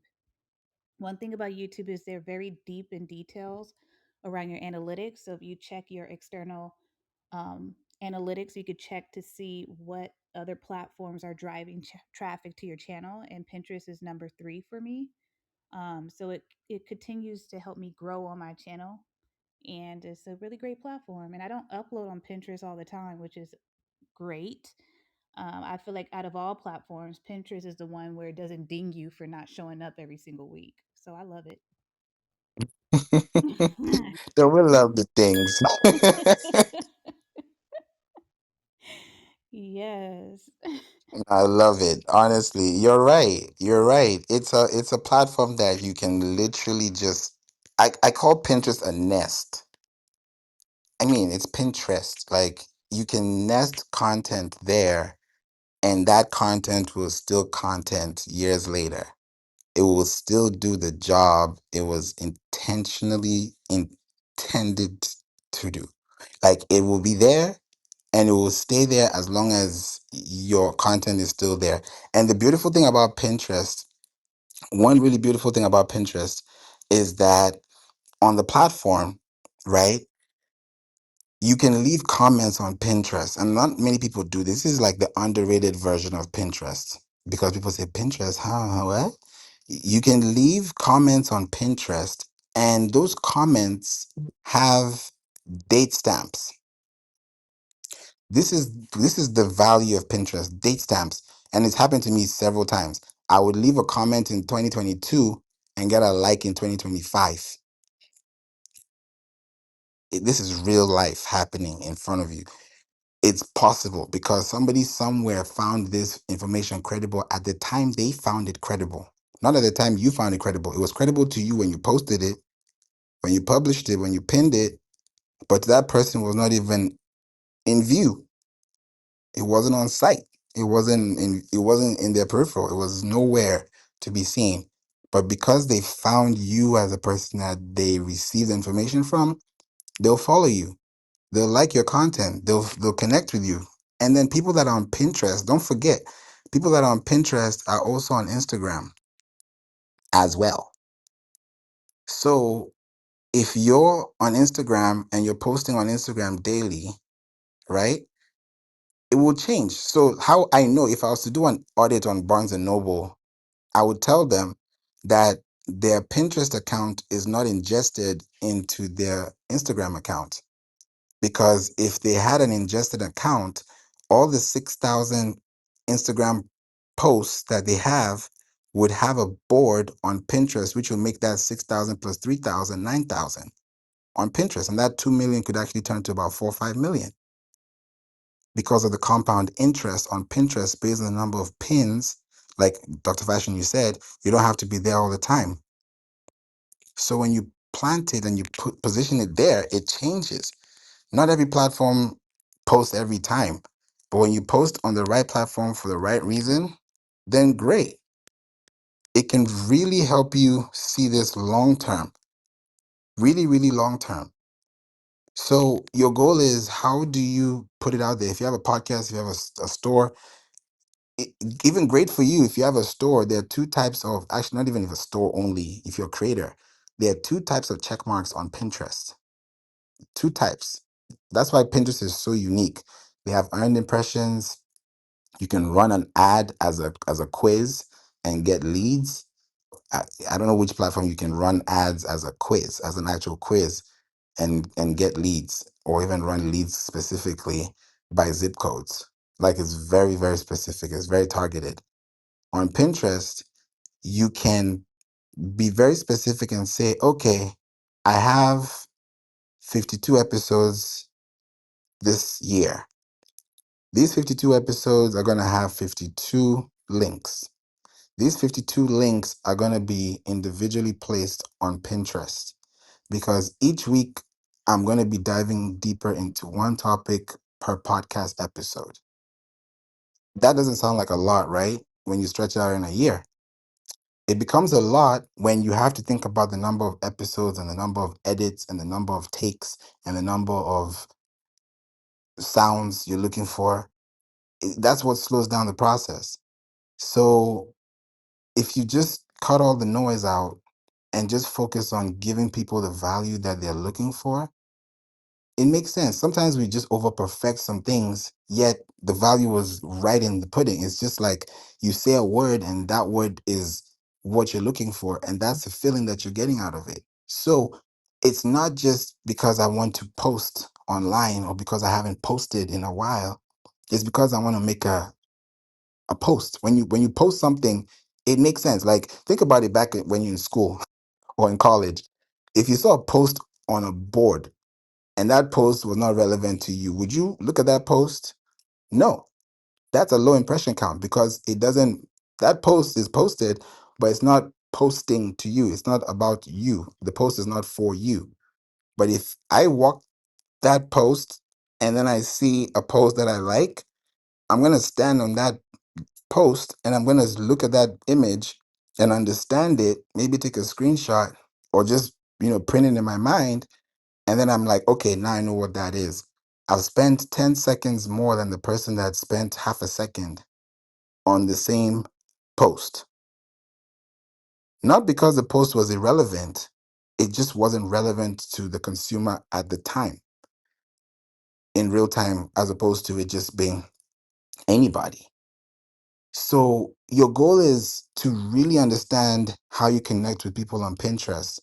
And where do you connect with them starts with the intention. That's why whenever we work with clients, we work with you as a business owner, we work with you as a team, I always ask first, if I'm asking the question, who are you really trying to connect with? Because there are a lot of people you can connect with right now, a lot. It's very possible, but what are they responding to and what are they hearing? And if they keep hearing the same thing that they like, they're going to keep coming back. So it's really up to you to decide, how does your business thrive and where do you take your business to, so that long term you're able to really enjoy the fruits and the benefits of what you're providing. So Google SEO is great. Be on Google SEO, meaning that you're on the Google Search Console. Be on Pinterest SEO, meaning that you have to claim your website on Pinterest as a tag. When you connect to your website as a tag, and you now have that within your DNS record or within your meta tags, and there's a way you can do it. It's just a copy paste thing, and you'll see it when you see it. Then once it's claimed and you have a green check mark on both, now you can start building. It's like saying, okay, now I got the lights on, now I got the water running, now I got the heater on, now I got the renter's insurance, and now I can drive, I can chill, I can sit back, I can, I can do stuff, I can do things because you've taken care of the important things that if you didn't take care of would be the very things that you would take care of, because without those things you wouldn't be able to take care of anything else. So it's up to you to decide how you really want to position yourself in 2025. Be on Pinterest. Dedicate time to be on Pinterest and just say, if this is the platform I want to be on, make mistakes. Make mistakes because that's what's going to make you. Don't say, oh, it got to be perfect. No, do it because that might just be the viral post. You wonder why? Maybe you wore a yellow top that day, and that's probably why you got more views that day. So it could be anything. So just post it away. Don't just think too hard on it. Yeah, maybe you didn't get it right the first time, but you're not gonna get dinged for it, like Dr. Fashion said. You're not gonna get unless you're trying to violate the creator code. Then that's where the problem comes. But if not, then you be totally fine because the platform is free for all.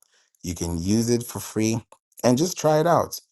And then when you keep posting, start noticing what you see as a related post to you. That's usually the trick. When you start posting content, you'll realize that Pinterest will say more posts like this. That doesn't happen on another platform. When you post something on Instagram or TikTok, it will say your post is published. On Pinterest, it will tell you there are more posts like this that you've just published that people are looking at that you've just added to the catalog. So if you're really smart on how you do these things tactically, you'll go so far because there's room for everybody and it's just a matter of time. So speaking of that, I think I've stayed enough to give you information, and I'm really happy that we had some really great questions today.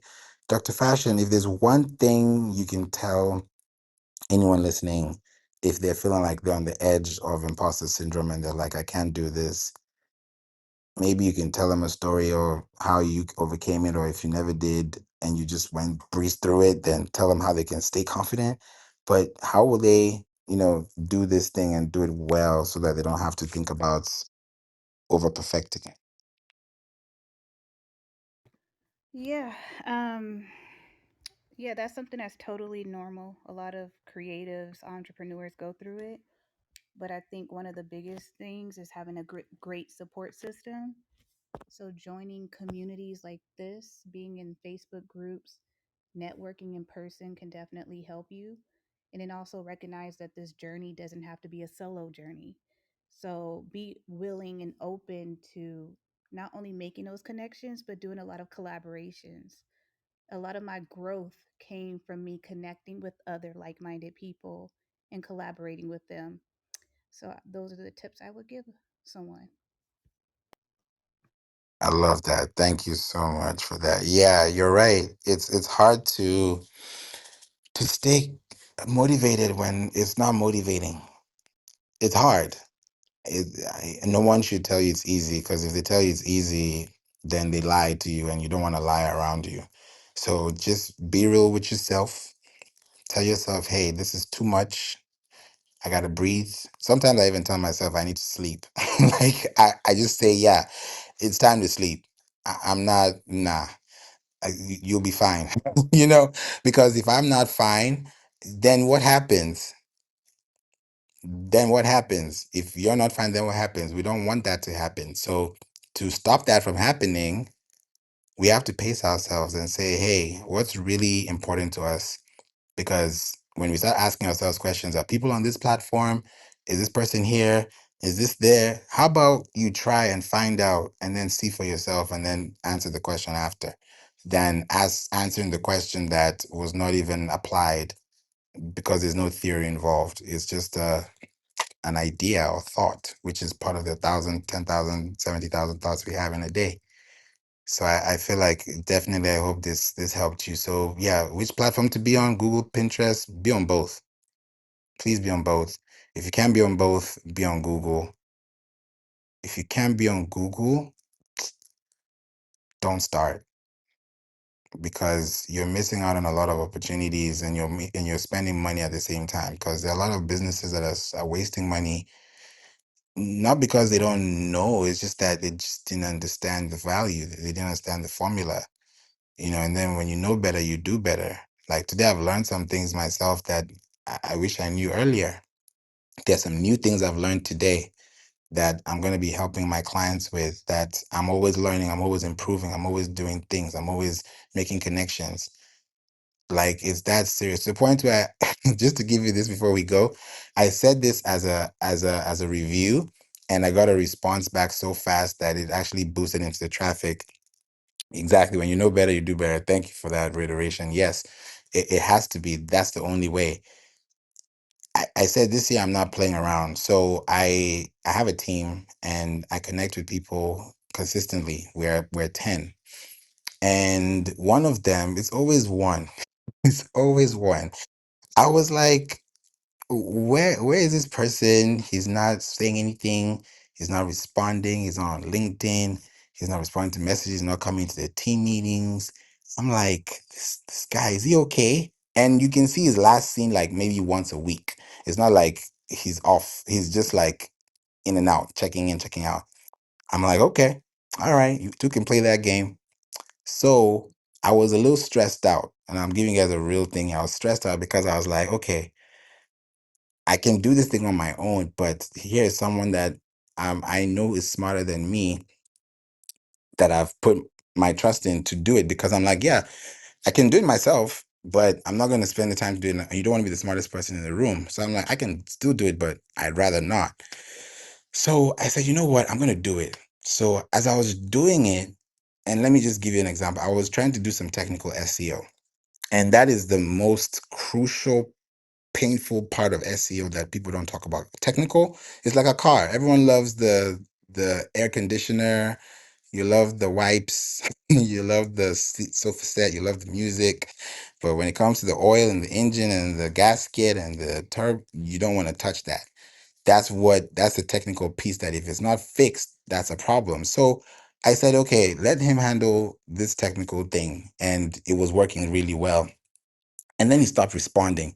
I'm like, has this guy grown a big head? Has he grown some wings? Like, what's going on here?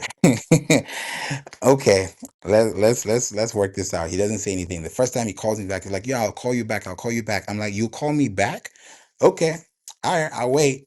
I've been waiting since that. I'll call you back. And I was like, you know what? I'm not gonna wait for you to call me back. Now I gotta kick you out. So I today today I was like, I gave him one more chance. I said, hey, I gave you all weekend. Today is what, Thursday, and I gave you since Sunday, and I've not heard anything. I said, okay, you know what? The thing that you were doing that was really excruciating, that was really making me feel like, okay, you can do this, but the time he was doing it was about 10 to 30 days. And I'm like, I don't have 10 to 30 days to do this. So I said, okay, do it. And now he was doing it successfully. And then he stopped doing it, or he just stopped, something happened. Guess what? About last week, into like just 2 nights ago, was it 2 nights? Today is Thursday. Yeah, 2 nights ago, I was up to like 1 a.m. And usually I'm like sleep, because in the evening I'm done. I'm usually up at 4 a.m. and Central. And I'm like, huh, I want to stay up and get this thing, because this thing is something I'm trying to understand. So I was researching. Thank God for my podcast, because my podcast has 145 countries. So I get feed on my feed from search engines from other countries. It's a weird thing. I can't explain it. So I end up getting like search results from other like domains, or not like countries, but domains. So like it could be Denmark, it could be other domains. So I see this domain because I did a quick search, and I find this tool. And this tool is the very same tool that he's using it for. And this tool allows me to do it within 5 to 10 days. I was like, what? For 5 to 10 days? Because I used to use this tool before, but they discontinued the tool. This was like 2 years ago. And I was like, man, there has to be another tool out here that can do this, because this is a very technical thing. Like, especially websites that have thousands of links, that thing takes a long time. Like, it's like trying to sweep out or trying to move out, a 5-bedroom house with all furniture inside that has not been used for the last 10 years. Think about that. Just try to think about moving all that thing out or cleaning it. It's a lot of work. So that's a lot of time, and that's why it takes time, and it's understandable. But sometimes with AI, we got time for that. We got to make things happen. So I found this tool, picked it up, and it was in my toolbox. It's not like I was looking for it. It was in my toolbox because I was searching. I found it. I found a link, and I was like, okay, this sounds familiar. Let me check and see what I could find. Come to find out, I see the same link. I'm like, voila. Guess what? This is a company in Singapore.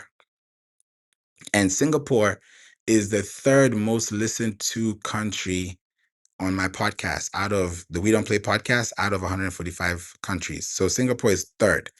So that to tell you why podcasting is so powerful. So I get this company from Singapore, beautiful, and I hear Singapore has one of the most beautiful, if not the most beautiful airports in the world. And I definitely want to check it out for sure. My dad has said it is beautiful. They've been there. My dad and mom have been there. And I said, okay, let me tap into this platform. I log in, I sign up, I upgrade, and I'm like, what I'm paying this platform is 3 times less what I'm paying this guy. And I love to pay people their worth, and I love to serve and help. And I'm like, man, you can't be doing this. Like, yeah, times can be rough, but that doesn't mean you ghost somebody. Like, that means it really shows your true character. Like, if I have a relationship with you and we go through a rough patch and you're ghosting me and you're doing things, it means that when things are good and you show up, I don't want you around. That's just a simple fact, because it really shows me the true character of who you are. You can't be a chameleon. You can't be doing things like that in broad daylight. So I saw that and I was like, nah, first of all, for me, integrity is number one. Like, you got to have character and discipline. You can be the smartest person, but if you don't have character development, if you're not raised to the point where you can ask yourself some questions, then you're in the wrong room. And that's how I just kicked him out of the WhatsApp group, out of the channel. I kicked him out of and it's actually interesting, sis, that the person that you were saying, should I remove him? Remember yesterday? Should I remove him? That's the person I'm talking about. So I was like, when you said that yesterday, I was like, yeah, God, this is a sign. Yeah, because for me, I have a thing of like, I'll give you another chance. I'll give you another chance. I'll give you another chance. But sometimes you got to pluck that thing. You got to be like, nah, I'm not doing this. So that was yesterday. And then today was like, that's coming to Jesus moment. I was like, yeah, yeah, yeah, for sure. This is happening. And ever since then, it's been great. Now with like websites are just doing well. I'm just seeing things skyrocket. Another client yesterday, like, she's based in California, and they do like bariatric surgery, and she didn't have any traffic to our website. Like, they have surgeons, they don't have any traffic. I'm giving you some info I gave you earlier today in the podcast, so that you can hear the same story twice, so that you can really know that I really mean what I'm saying. This is the Google SEO side. She has a website, 2 websites, didn't have any traffic, zero traffic. Yes, they're doing well in business. They've been online, they have a brick and mortar, but they don't have any connections. They didn't have any intellectual property data, because you have a website, which is your data, but you're not receiving signals into your database, if that makes sense. It's like, I have a bucket full of water. That's great. That means you have a bucket full of water. But that means you have traffic coming in because that water came from a source, right? Now, I can have somebody else can have a bucket, 5 buckets, and they're all empty. That means you have 5 websites, but there's no water coming in. It means there's no source. It's dry, right? I'm giving you visual examples so that you can really see where I'm going with this. So she was having buckets. She had 2 websites, no traffic. There's traffic, but there's no source traffic. We can't define the source. It's like, we don't know where this is coming from. And it wasn't even being done right to the point where it can be scaled. Because when you do something right, you want to scale it. It's like when you grow, you want to grow older, you want to grow wiser. So with this example, we connected her website to Google Search Console. It's been 2 weeks now. 2 weeks. I kid you not, 2 weeks. We had a meeting yesterday.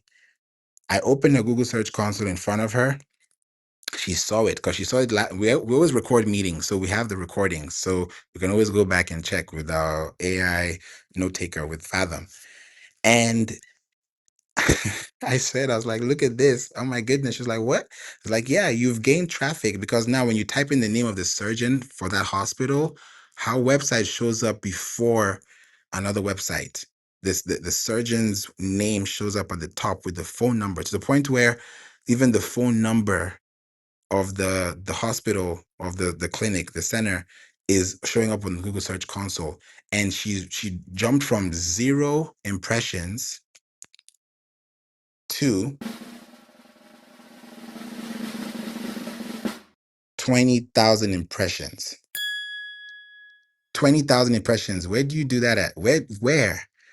It's Google. She's not spent a single dollar on ads. We connected it. We streamed it. It's taken a while. It's 2 weeks. That's why when I'm saying 5 to 10 days, that's a lot. It's a lot of time, but that time is like nesting time because compare 5 to 10 days to 5 to 10 years. You do the math.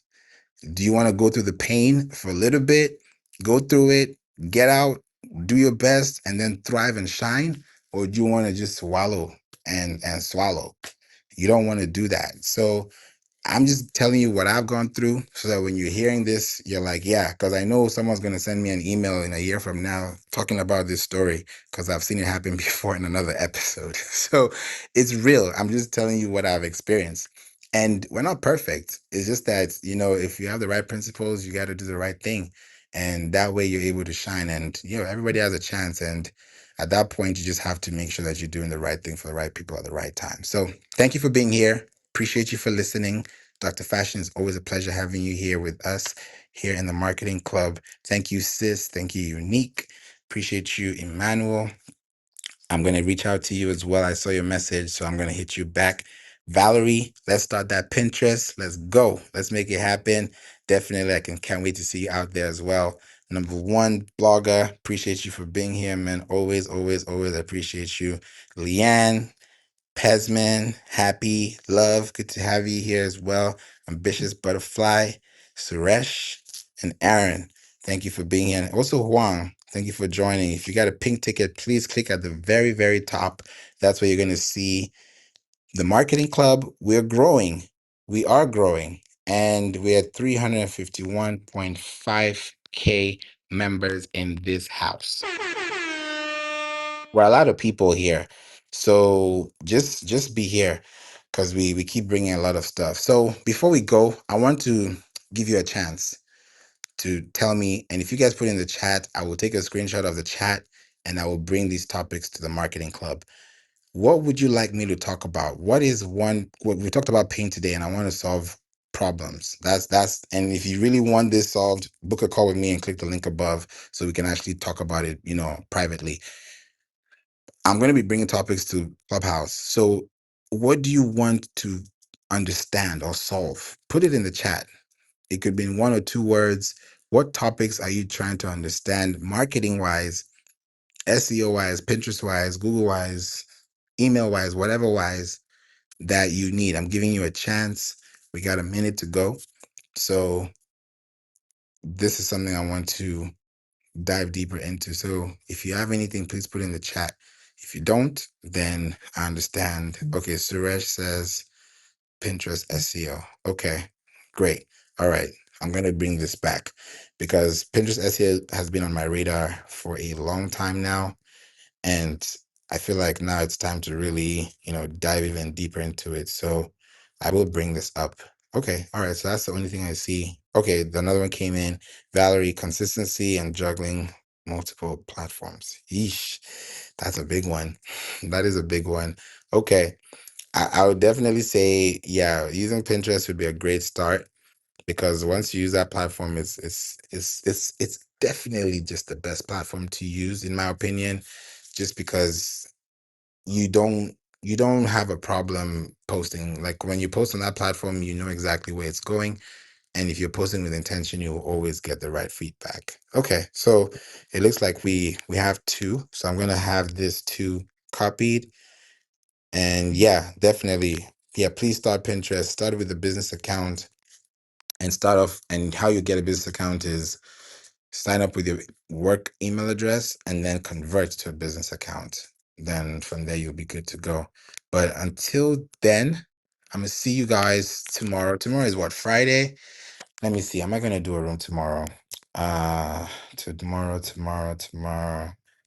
Let me see. Yeah, I will do a room tomorrow. I'll do a room a little because I know it's Friday. So I'll try and sneak in here tomorrow and do a room. But until then, God bless you all. Have a wonderful evening. And I'm going to see you guys in the clubhouse streets.